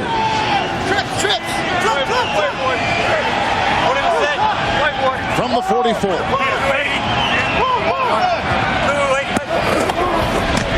And again, Wakeman, the center, pulls, and he's up to the 49-yard line, brought down by Garrett Johnson after a gain of 5. And a first down for the Chicago Bears. And James Allen continuing to run hard. He's really explosive. He's not a real big guy, but you can tell by the way he gets low center of gravity as he makes his cuts. He's got good vision. And at the point of attack, he's very explosive also. When guys come up to make a big hit on him, he really gets down and delivers a hit back to the defender. Allen was on the Philadelphia practice squad. Chicago signed him, and his tenure here has been good, but they've had a lot of guys that have tried to take his place, like Curtis Enos, who is in a hospital today, battling flu-like symptoms. 1st and 10, Allen trying to swerve his way upfield, and does before Eaton brings him down. Crossing the 46 and lunging to the Patriot 45. It's a gain of 6. Well, the fullback is being phased out of a lot of the offenses around the NFL, and I think that the Chicago Bears should take note of that because they're very effective running the football from their two tight end sets, motioning Dusty Lyman across like they did on that last play, opening up their sets with 3 and 4 wide receivers. This seems to be where most of the production in their offense comes from. Allen 11 yards away from 1,000. 2nd down and 4. Shotgun snap by Wegman. Firing the pass is Matthews, and it's right on the money. and caught by Kinnison, who caught the touchdown pass to end the first half inside the Patriot 30 at the 29. A strike of 16 yards and a Chicago first down. And I really feel that New England needs to change their defensive approach right now, start bringing some pressure. You can see everybody's just standing around, a little late blitz by Willie McGinnis, but it gives Shane Matthews the time to sit in the pocket, to find the open receiver and deliver the ball on time. They need to start pressuring him a little bit. 5 receptions today by Kinnison. 29-yard line of New England, 1st and 10. It's Allen again. Wrapped up and brought down by Bobby Hamilton and Ted Johnson. 27-yard line, little or no gain on the play. As he was trying to find yards, we'll give him a gain of 1.5 yards. How's that sound? 2nd down and about 8. Sounds fair enough. Yep, your position is being phased out, isn't it? Oh, you ain't kidding. There's a few of them still out there. There are, and some good ones. There's some very good ones out there right now. Yeah, we saw a good one last week in Pittsburgh. Young rookie free agent in Dan Kreider from New Hampshire. 2nd down and 8. We'll call it a short 8 inside the New England 27. Fragos, a tight end fullback, in motion. The pass across the middle. And the 6th reception today at the 16-yard line, hauled in by Kinnison. That's a gain of 10 and another Chicago first down. And they've been waiting for somebody to step up and take the place of the injured Bobby Engram and Marcus Robinson. And Eddie Kinnison is doing that today. He was the 3rd wide receiver. He's been elevated. He's going to be expected to make more plays, to produce some big plays for this offense. He's having a nice day today, but still, this offense doesn't get the ball down the field in big chunks. They kind of nickel and dime it all the way down in their passing game. 1st and 10, Patriots 16. 2nd half opening drive. Allen with blockers, including blocking a big hole at the 10. He'll glide into the end zone for a Chicago touchdown.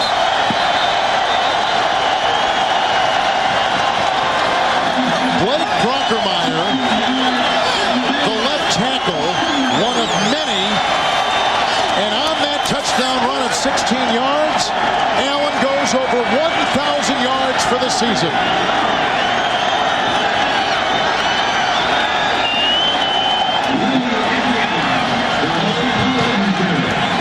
Now, a lot of people talk about 1,000 yards rushing in the NFL today. It's not a real big milestone because of the 16-game schedule. But when you're playing on a football team that's 3-10, to me, that's a very good year for James Allen. Edinger puts it in. James Allen, at one time a guy waived by Philadelphia, re-signed to their practice squad, then re-signed by Chicago.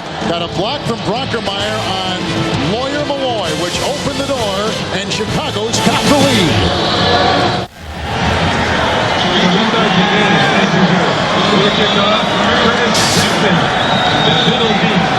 He came out as a senior. He was the #1 rated high school running back in the country. Went to Oklahoma, an up and down career with the Sooners. Now he's in the NFL and just went over 1,000 yards. Line drive kick. It was caught initially by Bobby Hamilton, then fell on the ball on a line drive boot that he wrestled to the ground at the 24-yard line. Beasley, I know you were a better catcher than that. Let's send it down to you. Yeah, I would have caught that. You know, yesterday Bill Belichick told us he's got to get more production out of his defensive front 7. He got nothing out of that last drive. I'm sitting here watching. They did nothing. There is one positive note, though. Allen and Terry Glenn and Troy Brown have over 70 catches this season. It is the first time in the history of the Patriots they've had 2 players over 70 catches in a season. Back to you. Well, each very good point. 1st and 10. It's J.R. Redmond going outside, wrapped up by Urlacher and brought down. Remember that name, Brian Urlacher. They've had a great tradition of middle linebackers. Phil Beal, George, Dick Butkus, Mike Singletary. They think this guy may be the next great linebacker for the Bears. And we really haven't had an opportunity to call his number very much today, which is surprising because he is that impact defensive player that they have been looking for. And right now, the coaches feel that he's playing strictly on instinct and ability, that once he learns the defensive system of the Chicago Bears, he's going to put up even bigger numbers, which is kind of scary when you talk about what he's done this year. Didn't even start the season. 2nd down and 9.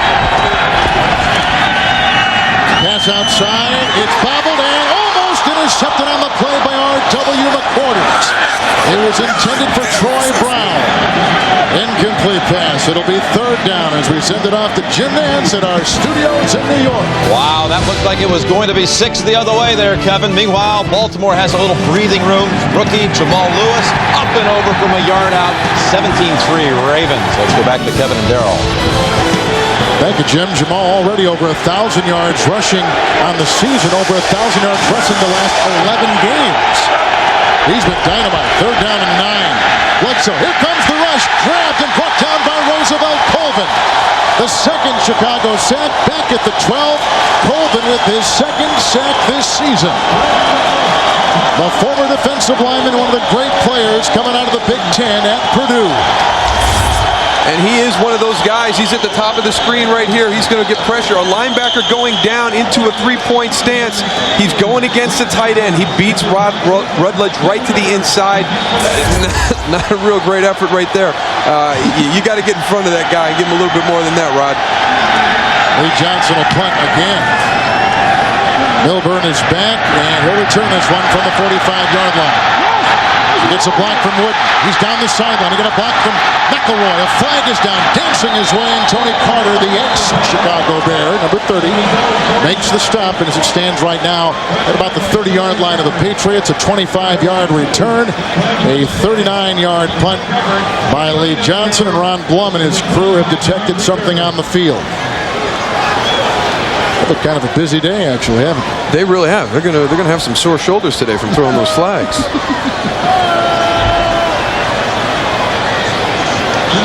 It is against Chicago. Personal foul, clipping, 45 for the receiving team. Dragos. 15 yards, timeout.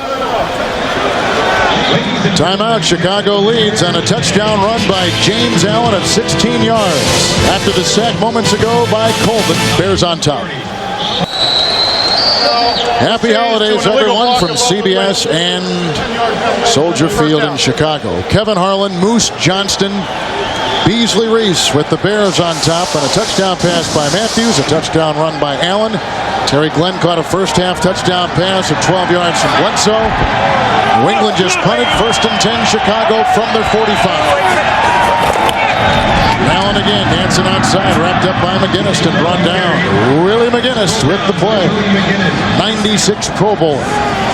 In reading the comments of Belichick about him and Slade, I'm not necessarily sure that he's sold on some of these guys on the defensive side. Well, he's going to have some tough decisions to make to create some salary cap room. He's got a lot of players, some key players on this defensive side of the ball. They're some of the highest paid at their positions around the league. So for New England to be able to be competitive in that market, there's going to be some tough decisions made. And Chris Slade is one of those guys that a lot of people have talked about that's going to be involved in that.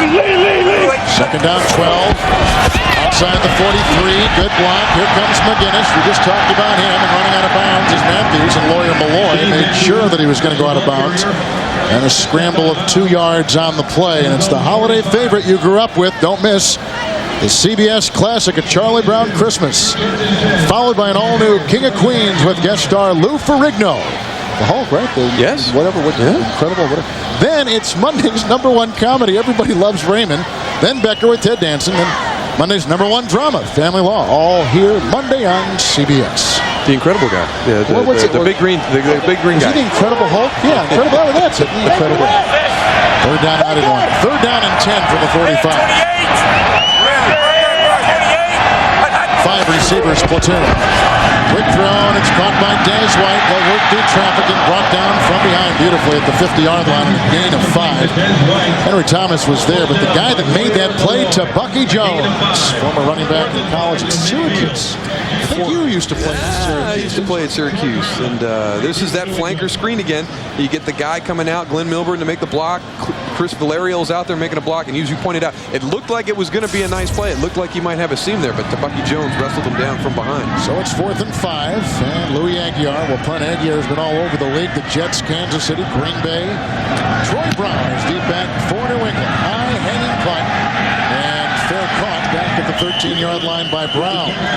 The lights are on. It's one of those typical December days in Chicago, and the Bears are leading Bledsoe in New England. Kurt Warner has no room for wiggle. He's got to come out firing like an MVP. The NFL Today, Sunday on CBS. Tis the season. Chicago on top of New England, 17-10. That's a big old stocking. That's a boost-sized stocking right there. It's either been feast or famine for the New England Patriots. 3 times they haven't scored. They're 3 and out. So now they've got to figure out if they're going to do anything here on this possession. They're down by 7. They're either scoring points on their drives or they're punting the football on 3 and out. So again, not able to establish any type of rhythm or any type of consistency on the offensive side of the ball. Worst beginning field position at the 14-yard line for Bledsoe. First down and 10. Looked like Armstrong, the multi-time Pro Bowler, moved on the left tackle. But the Bears were jumping too, so let's see if they were induced with 7:23 to play here in the third quarter. It looks like it could snow. We told you before. It's going to snow. Ball start. A lot tomorrow. 78 offense, 5 yards. Repeat first down. That was on Armstrong, by the way. There's the penalty story. The forecast for late tonight and all day tomorrow, 6 to 10 inches of snow in Chicago. But it'll be beautiful in this city. One of the great cities in America, first and 15. Bledsoe with time, pocket crumbles, throws, caught by Riggins, dropped. Urlacher nailed him. Ball is loose. Robinson thinks, and so he takes it in, but now they wipe it away. They rule incomplete. Never throwing an incomplete pass is our Jim Nance at our studios in New York. Jim? All right, some during the season have questioned the toughness of the Giants, but look at this, bouncing off a couple of tacklers. Ike Hilliard into the end zone of the Giants, 20-3. Let's go back to Kevin and Darryl. Thank you, Jim. The Giants can clinch a playoff berth this weekend, but they're going for the NFC East title. They want it all. Second down, 15, 10-yard line for Bledsoe. Makes the pass, hands off instead. And the run, a gain of 2 yards on the play by J.R. Redmond, tackled by Flanagan and Brian Robinson. And they'll mark him down at about the 11-yard line. We just talked about the Giants. Vikings are already in. New Orleans, Philly, and on down the line. And you can see St. Louis and Washington down there right now. They would be out of the playoffs if it was to end today. Very surprising. 2 teams I think a lot of people thought would go deep into the playoffs. Third down, 13. Bledsoe. Great time. Looking left, looking right. Robinson Randall with a nice block, and it goes off. Oh, it's a fumble on the hit by Harris. Recovered by Isaiah, the right guard, on a wicked hit to J.R. Redmond, who is knocked into next week by Sean Harris, who's taken the place of the injured Warwick Holdman. Nonetheless, 4th down, and the Patriots have got a punt. And he already had some bad ribs coming into this football game. Kind of hit him right on the nose right there, that one. But what a great job of hustling by Sali Isaiah to get downfield, actually shoving a Chicago Bear out of the way so he could get on that football. That could come back and be a real critical play later in the football game. And the punt. Lee Johnson sends it down to Glenn Milburn. He shuffles to his 35, and here he goes. A block by Wood. He's grabbed by Orlick Johnson and finally brought down on the play by the snapper. Ronnie Paxton. 50-yard punt, 9-yard return. It's 17-10 the Bears. The Patriots have had 10 games this season decided by 8 points or less. You can see they're down by 7 right now. 17-10. Kevin Harlan, Moose Johnston, Beasley Reese at Soldier Field in Chicago. 5:51 to play in the third. Average yards gained on first down from the 44, first and 10. James Allen has scored a touchdown. Gains 1 right there. Wrapped up by Bobby Hamilton and Channy. Log on to NFL.com. Find out who's in, who's out, and who's on the playoff bubble. It's all at NFL.com. Here a Shane Matthews touchdown pass. James Allen touchdown run. Patriots got on the board and took a lead early for Bill Belichick on Drew Bledsoe's 12-yard touchdown pass to Terry Glenn. 17-10 the Bears. Second down and 9 from the 45. Matthews quick out. Caught by Kennison. Wonderful block on the side. Working on Malloy. Jousting with him on the sideline and belted out of bounds near the 35. Kennison's had a huge day. A 20-yard gain right there. But Kennison on the afternoon has caught 7 passes. And you can see this looks like a screen as it's set up. Eddie Kennison shuffles out, but what was happening there is Shane Matthews, if he comes to the line of scrimmage and there is nobody covering that slot receiver, he'll throw that quick little hitch shot to him. A communication between the receiver and the quarterback. Tennessee building the lead on Cincinnati. Matthews has hit 10 consecutive passes. Outside the 35 of New England, the shotgun snap by Wedman. There's a block by Big Cat Williams, and across the middle to Glenn Milburn. Spinning like a top and corkscrewing his way to the 27-yard line on a gain of 8. Milburn with a rare catch this season. Very surprising that Glenn Milburn hasn't been more involved in the Chicago Bears offense. He's a guy that does a lot with returns, but really getting his first action last week with any touches in the passing game or the running game. It really is another option that Dick Jauron hasn't really used to its fullest. Player is down. And we're having a hard time. Teddy Bruschi. Teddy Bruschi is now. Yeah, Teddy Bruschi is over there, and Blake Brockemeyer going over to check him out as the trainers work on him. With an injury timeout, the Bears on top by a touchdown. CBS Tonight. Leading tackler Teddy Bruschi off the field. He'll never shortchange it. He's that kind of player. Holmberg has taken his place. You see Rob at 2nd down and 2. Great day today for Shane Matthews. 16 of 18 as the Chicago quarterback. He's hit 11 consecutive passes. 2nd and 2, 27-yard line. And it goes off to Allen. And Holmberg now on Garrett Johnson make the tackle. And I don't think there was any gain on that at all. It'll be 3rd down and 4 coming up, and loss of a yard on the play. Beasley, what do you have? Well, you guys are talking about the player Shane Matthews. He's really managing a nice game. He evaluated himself to us yesterday in our meeting. He says a lot of offensive coordinators fall in love with guys because of the way they look in the shorts. He's not a real big guy, maybe 6'2", 185, but he manages a nice game. Back to you. That's a good point. He's got 3rd and 4 facing him. And a timeout has been taken by New England. So they've got 2. Let's go back to our 5th Avenue studios in New York and bring in Jim Nance. Well, it's the McNair and Eddie George show today for Tennessee, Kevin. 3rd touchdown pass for McNair. 3rd touchdown scored by Eddie George. 2 by catch, 1 by run. 28-3, Titans rolling. Let's go back to Chicago. Thank you, Jim. We just saw McNair running around. He was on crutches earlier this week. Bad knee and a bad ankle. Didn't practice all week, so he's been really roughed up, and that's one of the reasons that Tennessee has kind of slumped a little bit here over the last 3 or 4 weeks. Eddie George was just trying to get back and get healthy. Steve McNair was trying to get back and get healthy. So maybe fortunate that those injuries happened when they did, and getting those guys back to 100% as a playoff start. 3rd down and 4 after the New England timeout. Matthews has been red hot. From the 29-yard line of the Patriots, handoff out of the shotgun, goes to Allen, bent backwards, and Tico Dalton, who made the stop. And they also had Henry Thomas. So, nonetheless, 4th down and 2. It looks like Chicago is going to go for it on 4th and 2. Thomas was going to go off, then he was going to stay on, now he's going to go off. Why not, huh? Yeah, what the heck? Yeah, the good thing is they ran the ball. They cut it from 3rd and 4 to 4th and 2, so they give themselves a chance. 4th and 2, 27-yard line of New England. He's going to throw. He's hit 11 straight. Dragos backpedaling catch. Out of bounds. 20-yard line. 1st and 10. Otis Smith is the one to get him. A gain of 7 on 4th and 2, and the gamble pays off. Scott Dragos not really involved in the offense a whole lot today. We've talked about them using the tight ends. There he is at the wing spot. He just gets a quick release. William McGinnis gets beat kind of quick there, and Otis Smith able to come in and make the play.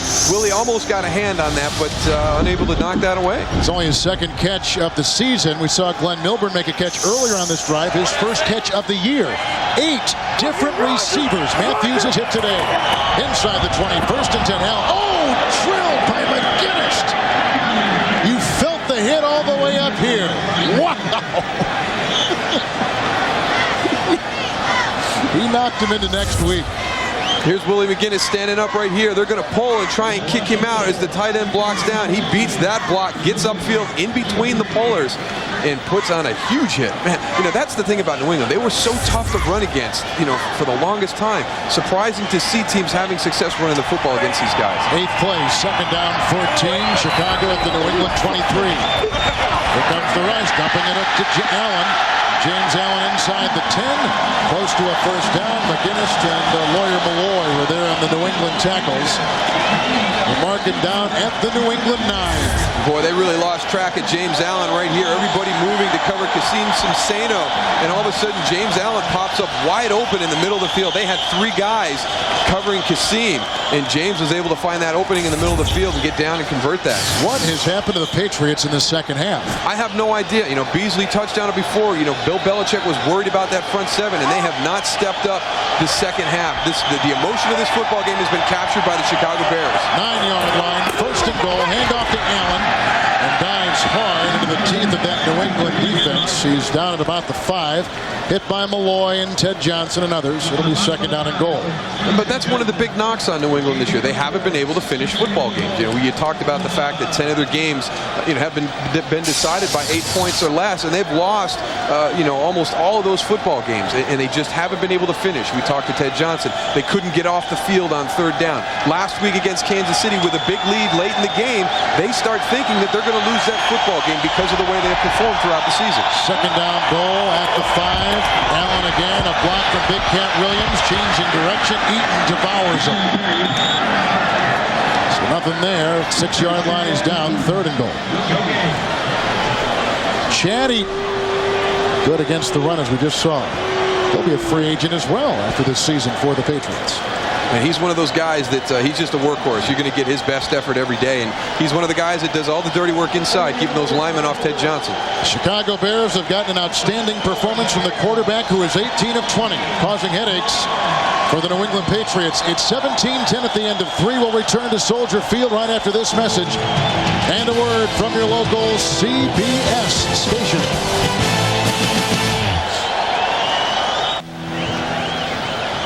Patriots have won 2 of their last 3, coming off maybe their best performance of the season. Chicago coming into today, losing to Green Bay Sunday. They've lost 3 of 4 and 2 straight. Kevin Harlan, Moose Johnston, Beasley Reese.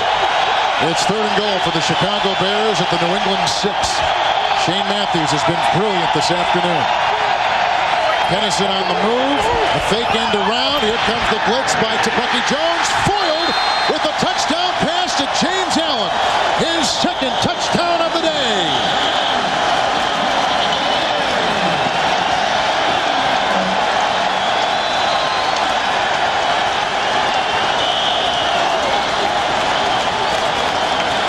What a nice play call by Dick Duran. The fake reverse as you come around the back, kind of like a bootleg. You're going to have the guy, the tight end that drags across, and that's Kasim Cimseno, but all of a sudden he's covered, and here comes James Allen coming through underneath, a little bit behind that, pops wide open for Shane Matthews.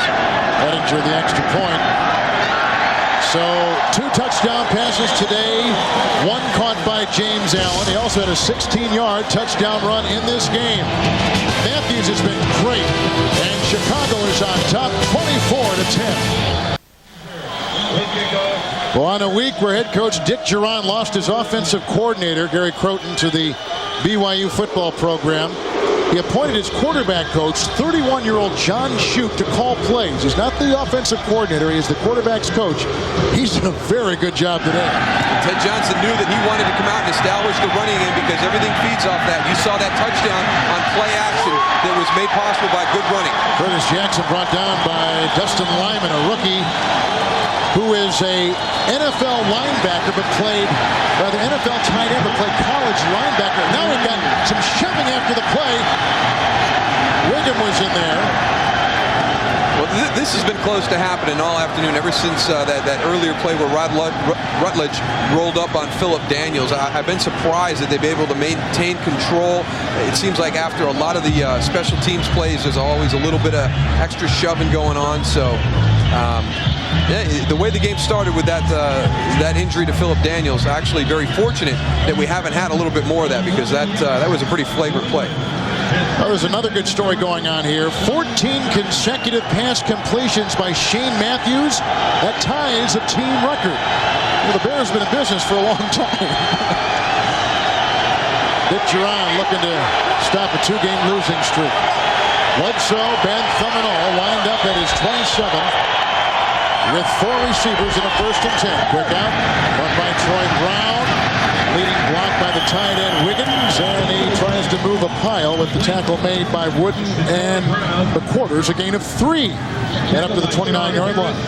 And I don't know why, but I'm just not a real big fan of that flanker screen at the NFL level. I know it works well in college, but especially against the Chicago Bears defense, they take pride in getting 11 guys to the ball, and if you don't get everybody on their man quickly, there's not going to be any room for that running back to go with the pursuit coming. 29-yard line, 2nd down and 7.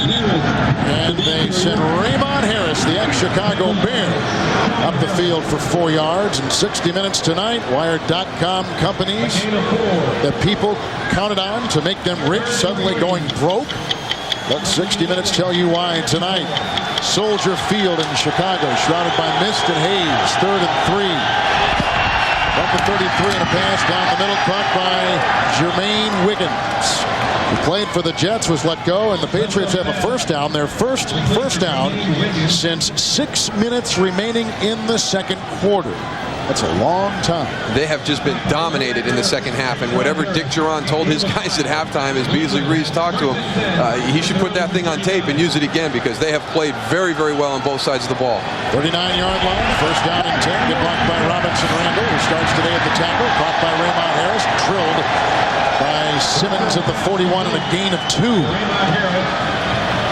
Raymond Harris was a guy they loved here in Chicago, and they do like Clyde Simmons on their defense in Chicago. He's had a pretty good game. He had a half sack earlier in this game, his first in 16 games dating back to last year. Baltimore all over San Diego. 2nd down and 8 from the 41, going deep down the side, and almost picked off by Jerry Azuma.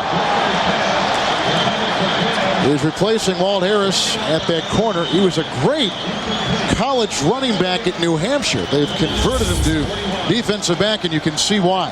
He's very talented. They're very excited about what he can do, and you can see he plays that ball perfectly. He turns it over to Mike Brown. He passes it on, but he plays underneath, has an opportunity to go up and get the interception. Just look at the vertical jump by him, dude. There's that athletic ability that the coaches love so much. 3rd down 8. From the 41 across the middle, caught by the tight end Wiggins, brought down by Urlacher at about the 46-yard line, gain of 12. Wiggins continues to watch his role grow for New England. And a position that New England has been very desperately seeking some help. Jermaine Wiggins coming in just last week, putting up some good numbers. Another guy trying to find a spot on a football team at this late part of the season. More no huddle, 1st and 10, 47-yard line. Good time, a fire pass down the middle. Caught by Glenn, twisting into the arms of Mike Brown. A 20-yard gain. Mark him at the Chicago 27-yard line. It goes back to a little bit of that feast of famine we talked about before. If New England doesn't score, they go 3 and out. Right now they've got a nice drive going. They're moving towards field goal range, but they need touchdowns right now. Chicago's got to stand up and make a stop. 27-yard line, 1st and 10. Bledsoe again fires the pass. And it is caught by Glenn, got by Urlacher, tackled by Azuma, gain of 9. Now on these plays, Bledsoe is calling the play, right? When they get into the hurry up, you can see he's talking to everybody right there. He's getting the play called out. Not enough time. With the headsets now that are in the quarterback's helmets, Charlie Weiss could call in the plays if he want, and then Drew could get that to the rest of the team. But I think he's got more freedom than that. 2nd down 1 from the 19. Caught by Wiggins. Pounding off defenders, finally brought down by Brad Culpepper. First time we've called his name today, and Mike Brown. It's a gain of 13. Charlie Weiss. He might be radioing in a hint, but it's Bledsoe calling the play at the line. Yeah, you'll see a lot of that in 2-minute situations also. Drew has that headset inside the helmet. Charlie Weiss signaling those plays in to him, and then he gets it out to the rest of the offense. On the 7, 1st and goal, blocked by Robinson Randall. There's a pass which whistles over the head of Glenn, covered by Azuma inside the 5, 2nd down and goal. And we know this because last week the Patriots did this no huddle, this hurry up offense against Kansas City, and Bledsoe said he called the majority of the plays during that span. And a lot of times it helps a quarterback. You look at the numbers right there for Drew Bledsoe on this drive. It gets them into a rhythm. All of a sudden they're finding plays that are working well for them, and they don't have that lull in between plays. Even though they're not in a true hurry up, they're able to maintain a rhythm and get into some good timing and precision throws. They're looking at Jim Flanagan on the field for Chicago, and we're in the midst of an injury timeout. Patriots have a second down goal at the 7. 11th play of the drive. In fact, they are inside the Chicago 7.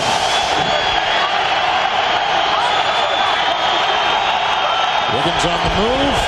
Fake handoff to Raymond Harris. And a pass in the end zone. Bobbled and dropped by Terry Glenn. Crushing hit put on him by Brown. And Glenn, understandably, is down. And wobbling.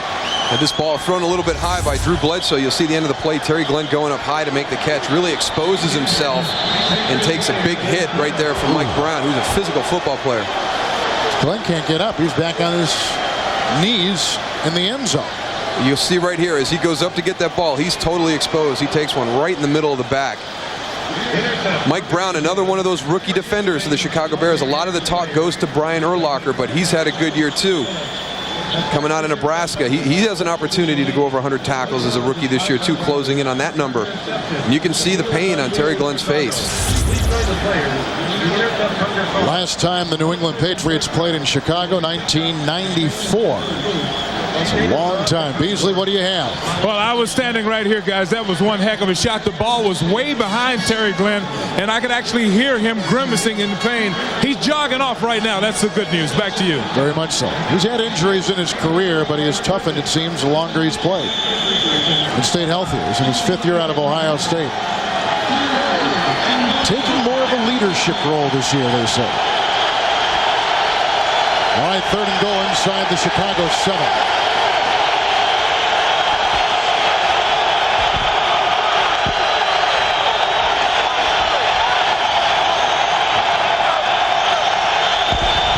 Bledsoe, quick drop to the end zone, incomplete. Azuma played Tony Simmons very well. Incomplete pass. 4th and goal. And they'll go for it. He's had a nice day, Jerry Azuma, and you talked about him. And this is about as well as you can play this. This is that fade. It's a pure timing route. He's got his head towards the quarterback, looking back for the ball. Tony Simmons really not a whole lot of effort there, but Jerry Azuma played that about as well as you can play it. 4th and goal inside the 7. Rushes on. Here comes Drew. Fires to the end zone. Caught. Touchdown. Troy Brown. He caught one last week against the Chiefs. A 7-yard touchdown strike by Bledsoe. And the New England Patriots are back in business. And if it's not Terry Glenn, it's going to be Troy Brown. These are the two guys that are the constants in this passing offense. They are the guys that Drew Bledsoe is going to go to. He moved around in the pocket, and that's one of those things, you know, Drew not known for his athletic ability, not a real scrambler, but he's got that sense. He's able to step up by himself sometime in the pocket. Troy Brown does a nice job of finding an opening for Drew to get him the ball. High snap pulled down by Johnson on the snap by Paxton. The extra point is there. Troy Brown grabs the ball, and Drew Bledsoe has thrown 2 touchdown passes today. It's 24-17 the Chicago Bears. Troy Brown has caught 5 today. He now becomes the 11th all-time New England receiver. Who does he pass? Tight end Russ Francis. A look at Bledsoe. And the ensuing kickoff by Vinatieri. High hanging kick. Glenn at the 10-yard line for the Chicago Bears. Grabbed by Shaw, among others, and brought down. And they nail him at about the 25-yard line. The Bears in Super Bowl 20 stop the Patriots with Mike Ditka as the coach, and behind William the Refrigerator Perry. His touchdown run and devastating defense a big factor. The Bears defeated New England 46-10. And Ditka and the Bears celebrated their first and only Super Bowl championship. They've won NFL championships. That was their first Super Bowl championship. Nice little reunion today between Mike Ditka and the Fridge on the NFL Today. From the 26, 1st and 10, Matthews right on the money. It's caught by Kinnison, 38-yard line. Brought down by Lawyer Malloy. It's a gain of 12. He's been great. 15 consecutive pass completions by Matthews, and that is a Chicago Bears record. Remember now, they've been playing football with this team since, the 20s, right? So it's been a while. That's a long time. A lot of quarterbacks. And Matthews, who most likely will not be here next year, because Cade McNown is the guy they want the quarterback. With a brilliant performance today, picking apart, surgically working on the New England defense. efforts from the 38, first and 10. James Allen, who went over 1,000 yards earlier today with the tackle made by Otis Smith. And perhaps a gain of a half yard, but no more. Cade McNown has been out since October 22nd, and he practiced this week, and he says he's 100% from the shoulder separation. He could have played, but they did not play. Dick Duran feels that 3 days of practice was not enough to get the necessary timing down with his wide receivers, so he elected to go with Shane Matthews, and a great decision on his part right now. You're talking about the day he's having. He sets a Bears record for consecutive completions. Outside the 39, second down and 9 for Matthews. Good block by Todd Perry. That pass nowhere near Cincino, the tight end. And all good things must come to an end. Stops at 15, but he gets the record. And I'm assuming these guys, did you understand, when you were playing for the Cowboys, did you know when you were close to a record, or did guys in the huddle know when Troy or Emmett or Michael Irvin were close to some kind of record?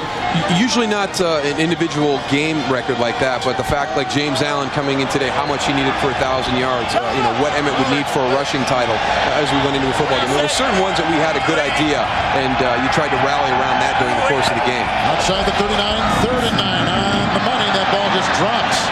Dropped by Macy Brooks on 3rd and 9, and now the Chicago Bears have got a punt coming up on the Subway postgame show. Join Jim, Mike, and Craig for all the scores and highlights, latest NFL news.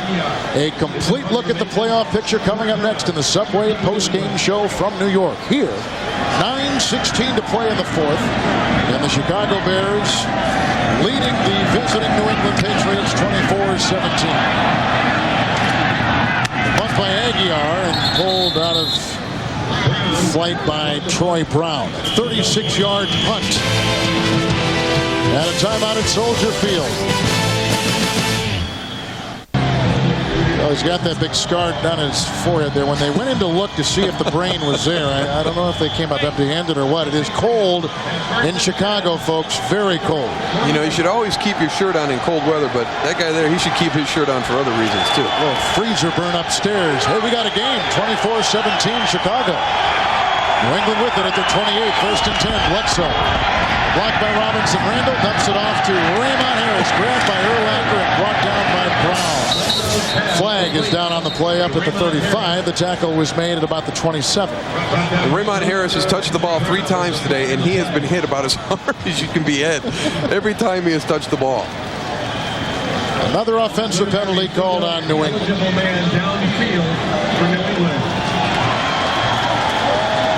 Raymond's had some injuries in his career, broken collarbone, broken leg. But a good utility back. In fact, when he was here, they called him the ultra back because he could do everything. 72 offense, illegally downfield. Penalties declined. Second down. The ultra back.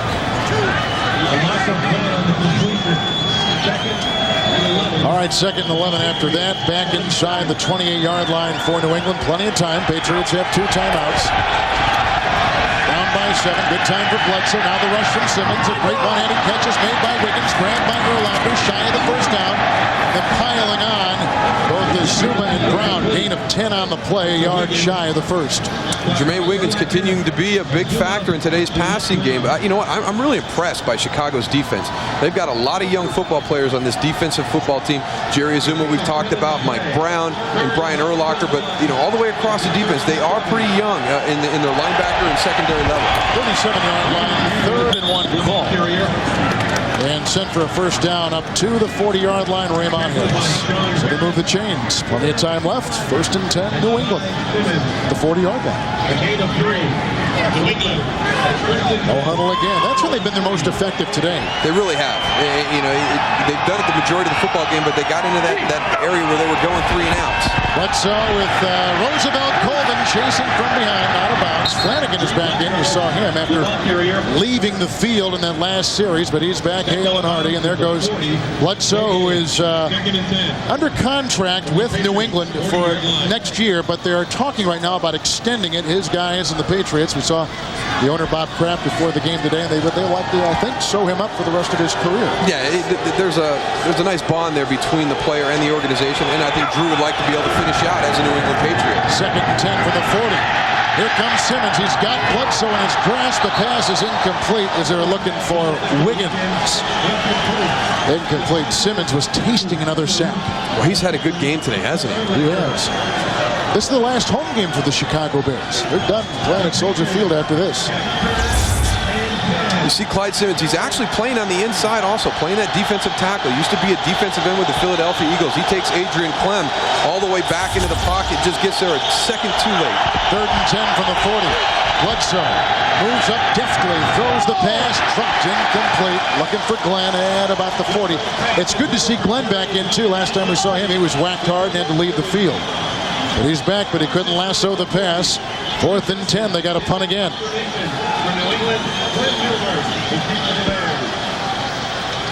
Lee Johnson will be punting for the 6th time today.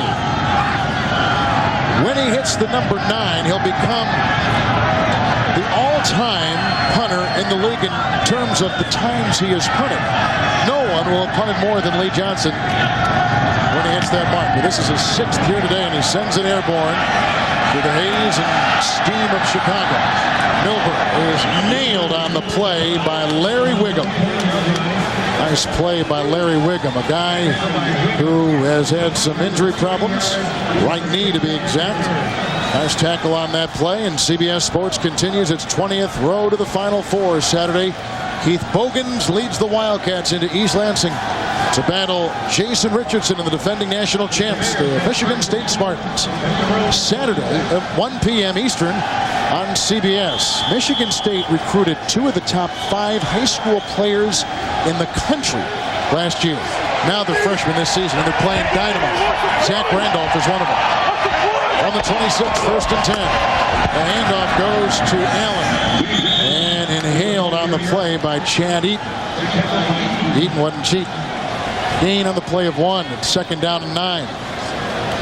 One of those guys whose responsibility in the defensive line is to occupy the offensive linemen, to allow the linebackers to be able to run free and make tackles. But Chad Eaton takes that a step further. He's made a lot of plays in the defensive line position, playing down inside in that nose tackle area, banging helmets with the centers and the guards all day, but making some tackles, not only letting the linebackers run free, but getting some tackles on his own. Eaton, a former 7th-round pick, 2nd down and 9 from the 27. Cincino, the tight end, is on the move, and that's offering a block from him, and it's caught on the play by wide receiver Dwayne Bates. His 3rd reception of the season. It's good for 16 yards. It keeps the Bears alive, and he's up to his own 43. Pretty play by Bates, a one-time 3rd-round pick out of Northwestern. You can see everybody moving out to the outside to get the ball and getting downfield and throwing some blocks. And Ted Johnson told us about, you can see him coming in there late for the tackle. They know that this play is part of the offense that the Chicago Bears run. And it's surprising to me to see the success that they've had with that today, because a play that I don't think should be successful in the NFL, and especially when you know as a defense that it's part of their offense. Matthews is 21 of 25 throwing today at one time, 15 consecutive completions, 43-yard line, 1st and 10. Allen picks up 2, swerving into the line. And brought down in the play by Bobby Hamilton. And again, Eaton has had a very good day, as you're right. They just play real good team defense. They move down the line. They don't give James Allen any opportunity to cut back. He's pushing the play to the left side, expecting the defense to flow and be able to find a cutback lane. But both Bobby Hamilton and Chad Eaton doing a good job of maintaining gap responsibilities.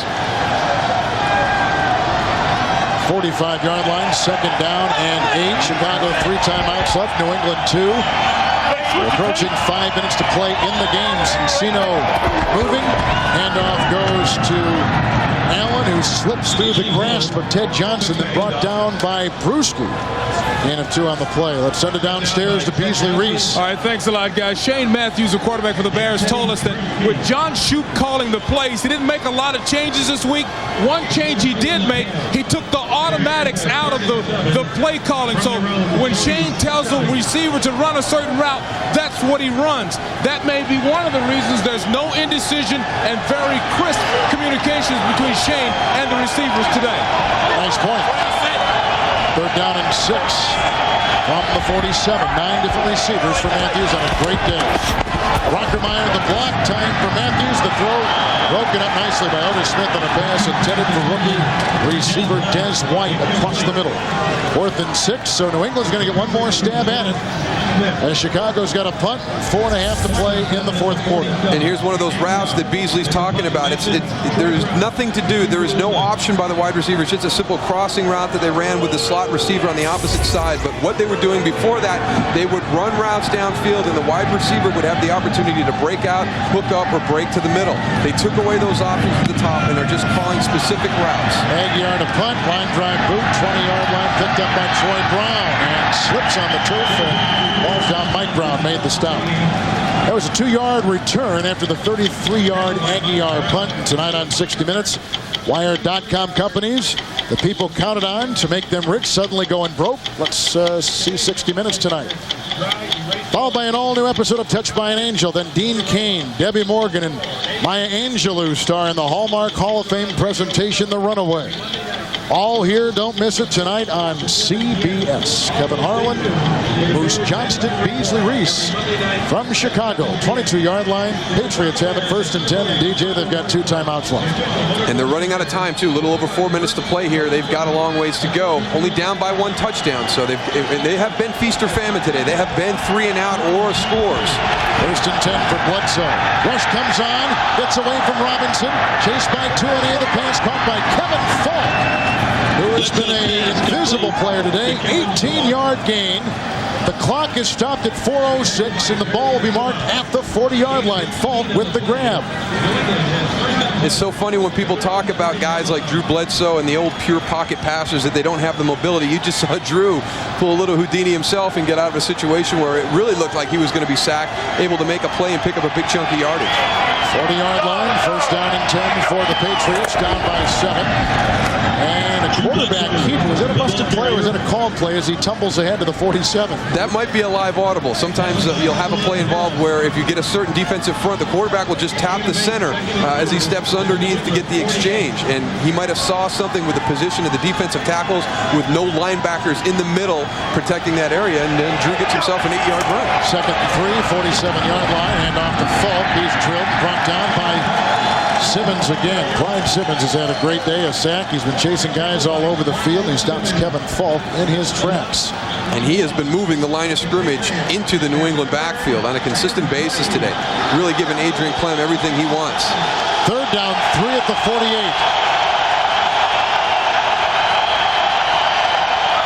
Wiggins in motion. Bledsoe uses the moving pocket. Fires on the fly. Too low. Uncatchable for wide receiver Terry Glenn. 4th and 3. I would assume they go for it on 4th and 3 with 3:12 to play. Would you? It's a tough decision. I think you do. I don't know. You know, the way that the offense for Chicago has played, they might not get another opportunity to get it back. And they're not even going to take time to sit and discuss this. They're going to stay in that hurry-up mode and go for it on 4th and 3. Patriots 2 timeouts. 4th down, 3. 47-yard line.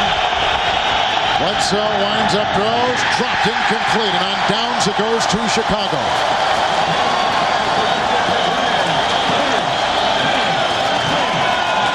Glenn couldn't lasso it. Retired Jim Flanagan, a hard day at the office. Charlie Weiss, the offensive coordinator, and Weiss has been trying to figure out Clyde Simmons all day. Interesting situation there. Drew Bledsoe looking to the right side of the field, and really the only guy he had there was Troy Brown. There was nobody else there, and there was some good coverage on the play, so his options were limited.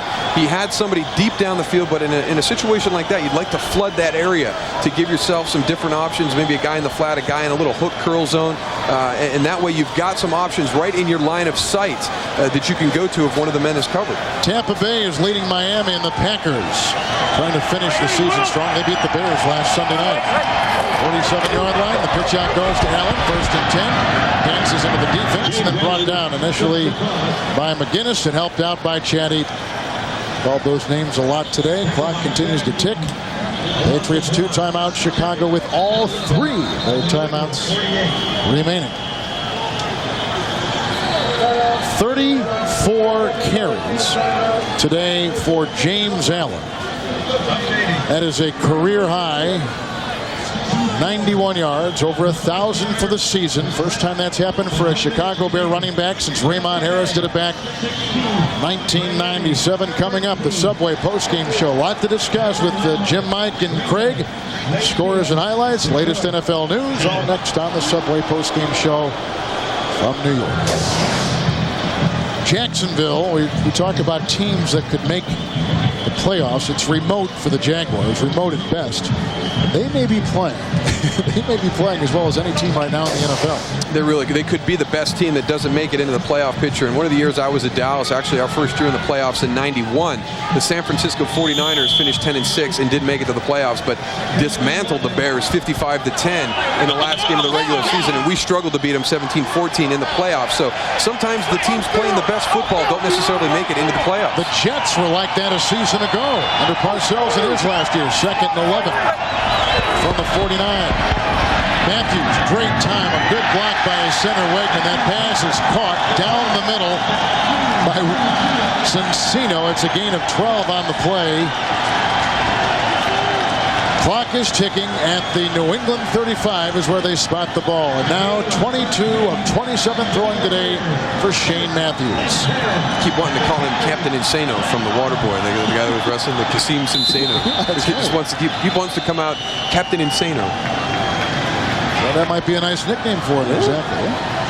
Bruce, you're all over. Patriots will play at Buffalo next week and then finish off on Christmas Eve in Foxborough against Miami, a game that will have heavy playoff implications for the Dolphins.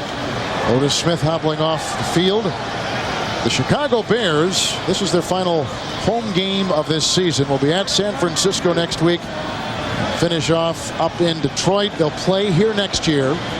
The NFL has already told them that they will not play the last 2 weekends of December next season. So that means all the hard work by Ted Phillips and Ed McCaskey and the entire front office of the Chicago Bears should see groundbreaking before Christmas next year on a renovated Soldier Field. But it's going to look beautiful. The plans are dynamite. And they worked hard with the mayor's office, Ted Phillips, the CEO and president, with Ed McCaskey and Croup, and they have done a great job to get this thing pushed through. The league will give them $100 million. The Bears will put up $100 million. The other $187 million for 2% existing tax on hotels and luxury items here in the Chicago area. So the taxpayers, at least Chicagoans, will not have to pay. And that is big. We've reached the 2-minute warning. Speaking of big, that's what Shane Matthews and James Allen have done today for the Bears.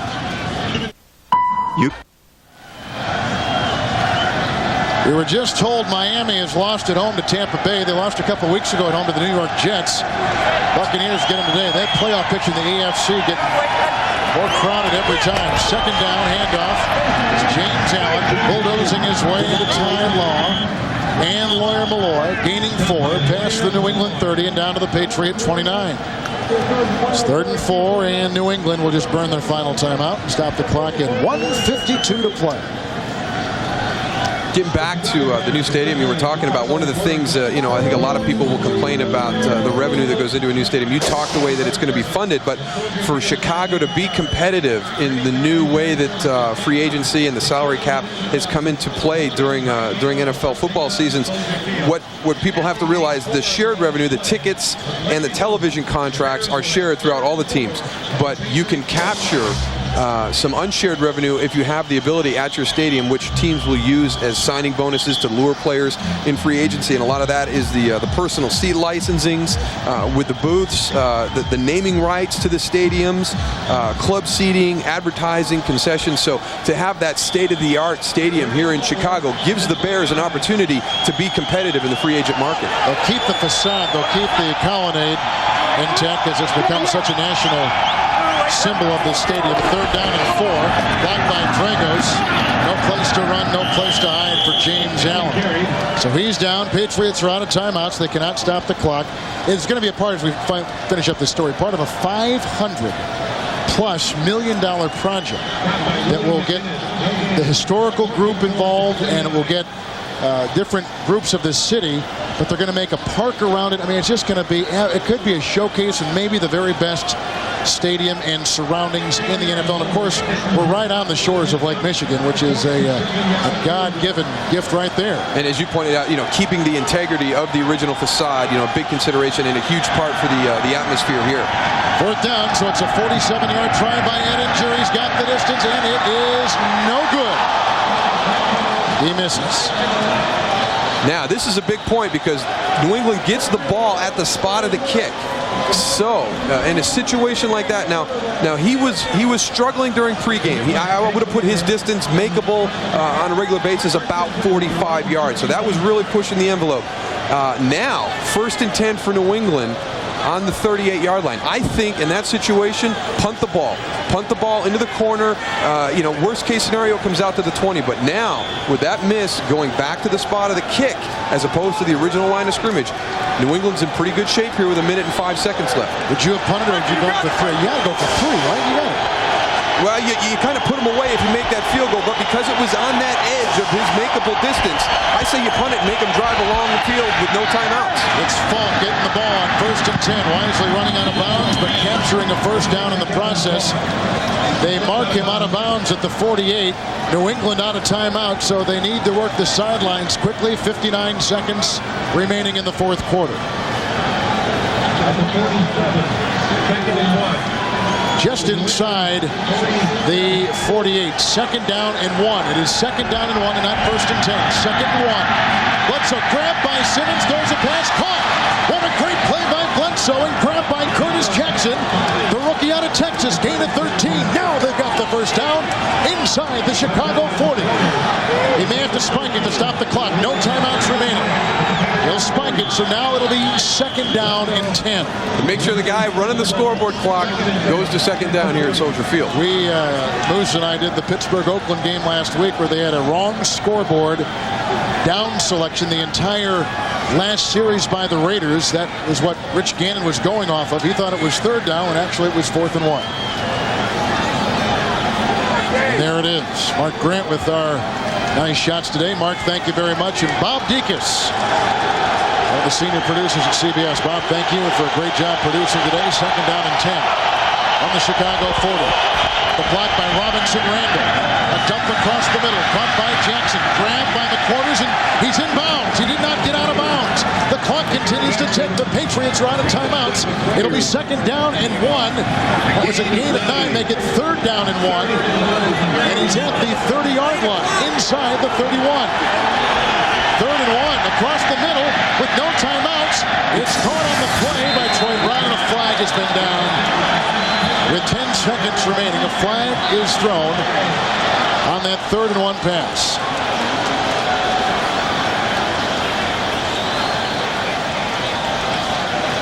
So that stops the clock.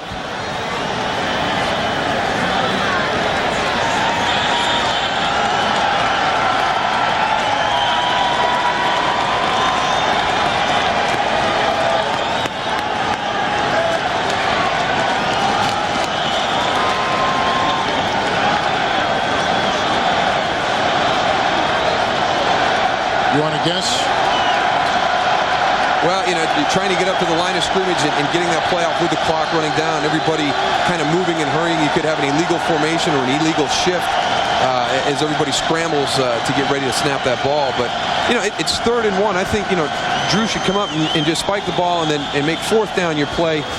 Take your time, get a good play called, have the opportunity to get your receiver out of bounds, because that ball there, again, caught in the middle of the field with no timeouts, down around 10 seconds. They're taking a page out of the Kansas City Chiefs playbook from Monday night with these passes across the middle of the field, not giving the receiver an opportunity to get to the sidelines and get out of bounds. And that's a credit to Chicago defensively, protecting the outside of the field, forcing them to throw the ball into the middle.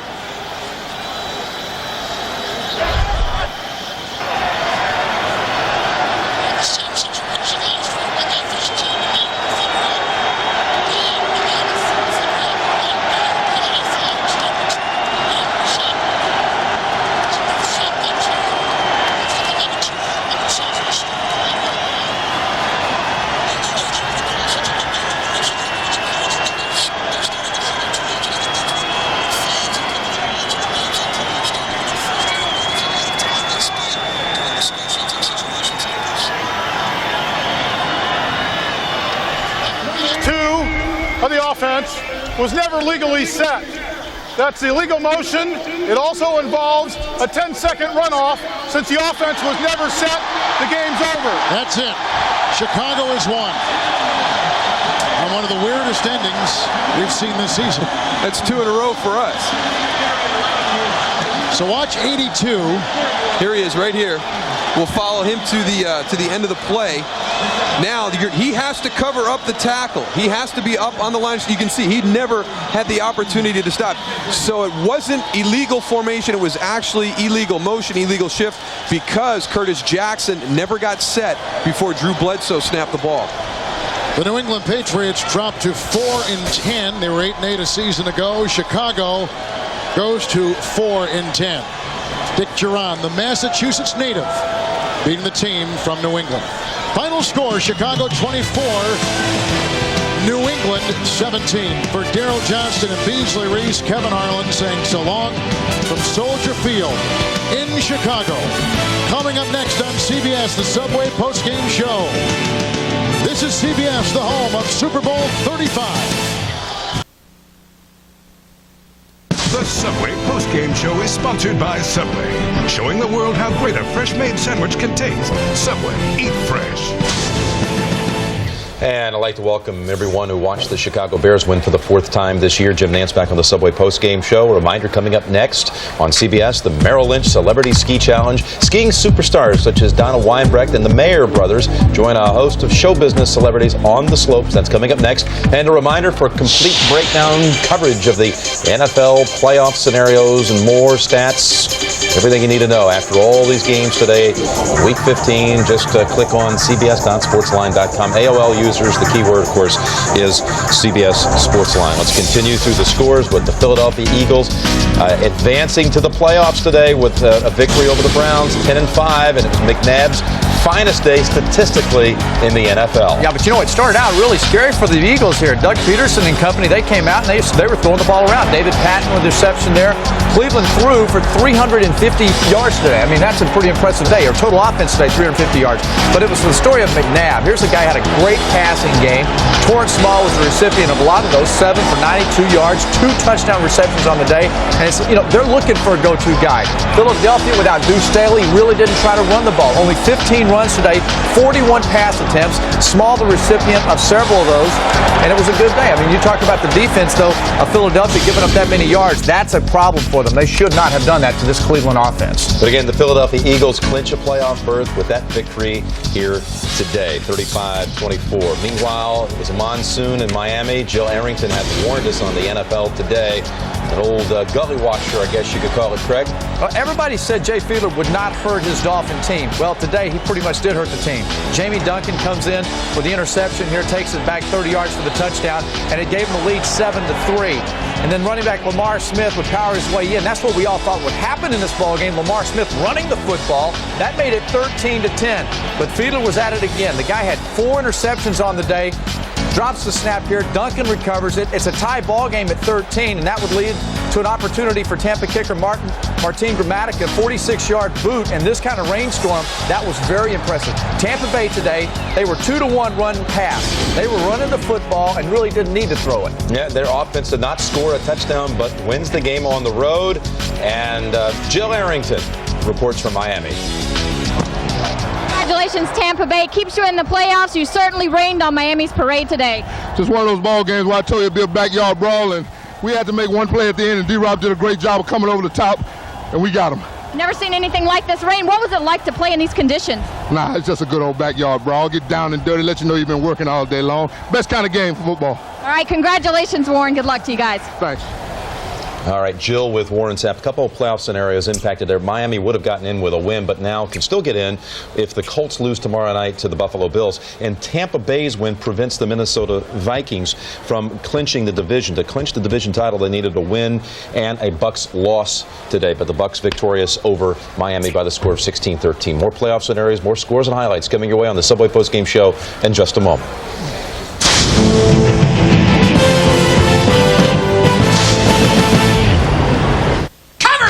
Saturday will be on the air 3:30 Eastern with a special edition of the NFL Today, followed by an AFC West battle between the Raiders and the Seahawks at 4 Eastern. Another clarification now on the playoff picture. Tennessee and Baltimore on the AFC side clinch playoff berths with victories today. Minnesota had clinched last week. Philadelphia is in with a victory. And now that Vikings scenario, as far as clinching the division, they can clinch the NFC Central with a win. Had the Bucks lost, here's the one point we want to clarify. Had the Bucks lost, it also would have given Minnesota the division title even before its game with St. Louis today. But they can still clinch it. And Minnesota beat St. Louis. All right, let's check in with Brian Billick and the victorious Ravens locker room. They're in the playoffs. I don't know that it's set in yet. I mean, obviously, the fans are excited. People, Baltimore, but think back now. Last year, when we finished up, we kind of hung it out there a little bit. We stood up and we said, "This is what we're going to do. We're going to be a playoff team." And there's a lot of people out there, man, that when you step up and you make that kind of proclamation about how you're going to be and who you're going to be, they're all waiting for you not to get there. They're all waiting to tell you you can't do that. You shouldn't have stuck it out like that. You shouldn't have stood up on a soapbox and said, "Damn it, we're going to be good and we're going to be in the playoffs." Now, obviously, the fine for the P word is off.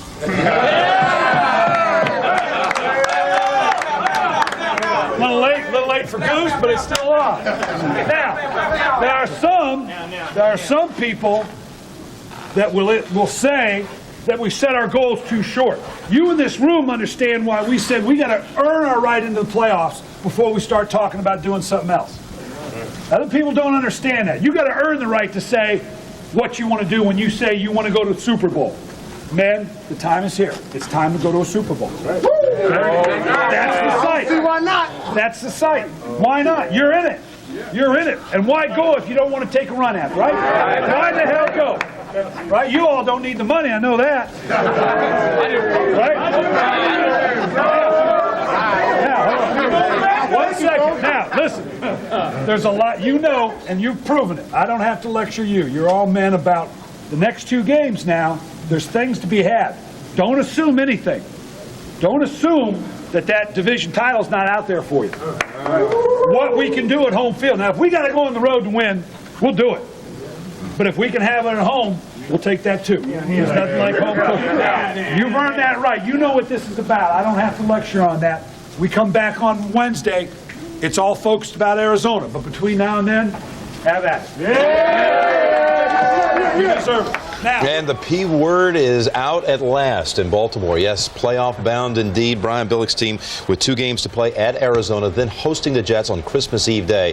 Still 1 game behind the Titans, who also clinched today in that AFC Central. And again, at Cleveland, hosting Dallas for the Titans is that Central Division. He's already trying to prepare his team maybe for having to go all road games, perhaps. Yeah, but I tell you what, I think they can do it because what I said earlier, I believe, I don't know who's going to score points on them, Jimmy. Nobody scored points on them. It's been about 8 games since somebody's really racked up points on them. These guys are very good on the defensive side of the ball, and they're going to stay that way. Now, if the offense can just catch up, they'll be all right. The reason they can win on the road, Billy, can convince you that they can play defense, they can run the football, they can stop the run. I mean, they got all the ingredients they need to be a successful team throughout the playoffs. But the one thing that separates this football team from, say, a Miami team and a Tampa Bay team is they've got great defenses, but this team has the ability offensively, I think, more than the other ones do. Especially now that Dilfer's in there. By the way, that was Brian Billick on the phone reminding you that his team now is on pace to only allow 158 points on the season, which would break your Bears record from 1986. We'll continue on the Subway postgame show in just a moment.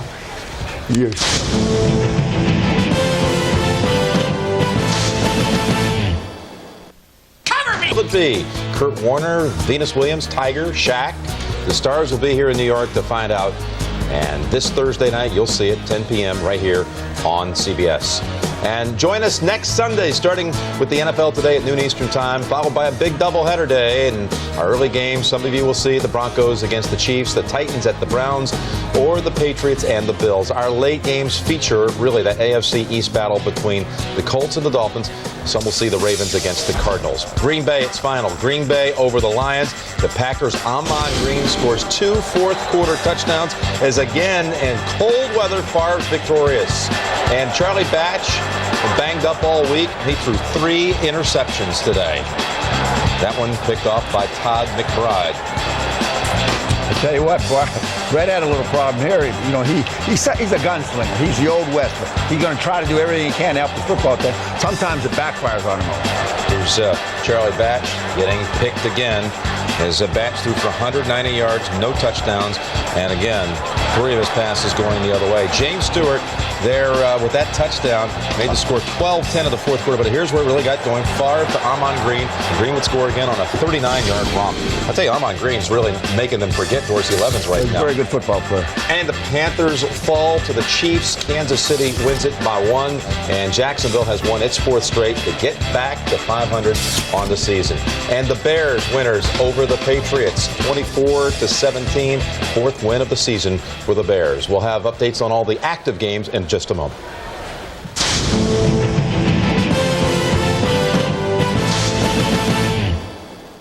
It's like Donna Weinbrecht, the Mayer brothers, and all kinds of celebrities on the slopes coming your way next. Now, active games. Denver hosting Seattle. Broncos with a win, and then a Bills loss tomorrow night would clinch a playoff berth.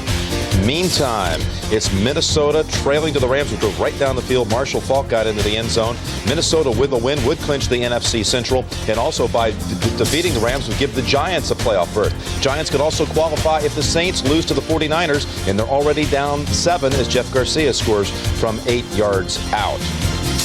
And finally, Terry Robusky's debut as the head coach of the Redskins, down a field goal to the Dallas Cowboys. So we've got 4 teams in. The Vikings qualified last week, and they're joined here in the 1 o'clock games today with wins by Tennessee, Baltimore, and Philadelphia. And we could have more spots solidified later this afternoon. Well, I still think what I said earlier, and I'm going to stick to my guns. It's my story. I'm keeping it. You got to play good defense at this point. Although Philadelphia didn't play good defense today, I think the thing that was exciting was what Donovan McNabb did. He stepped up and he had a 300-some-yard passing game, which he hadn't been having. He'd been doing it all with his legs. And I'm not going to stick to my guns. I'm going to say a little bit here and a little bit there. That way, when I'm right over here, I'm wrong over there. It balances out. But I tell you what, you talk about Kurt Warner watching this ball game as it's starting out here. You definitely know that the Rams are not finished. This is a team that has talent. People are counting them out, but the Rams are not finished. All right. No, the Rams, the way they looked on that first drive today, looked like the old Rams, up a quick 7 on Minnesota. All right, that'll do it for now. Again, skiing is coming up next. I will see you Thursday night on the Sports Illustrated Sportsman of the Year show, and then all of us will be here next Saturday and Sunday. Saturday, it's a basketball NFL doubleheader, if you will, with Michigan State hosting Kentucky. Then we'll be here for Seattle and Oakland, and then, of course, another full doubleheader day next Sunday. Until then, Jim Nantz for Mike and Greg, thanks for being with us on the Subway Postgame Show.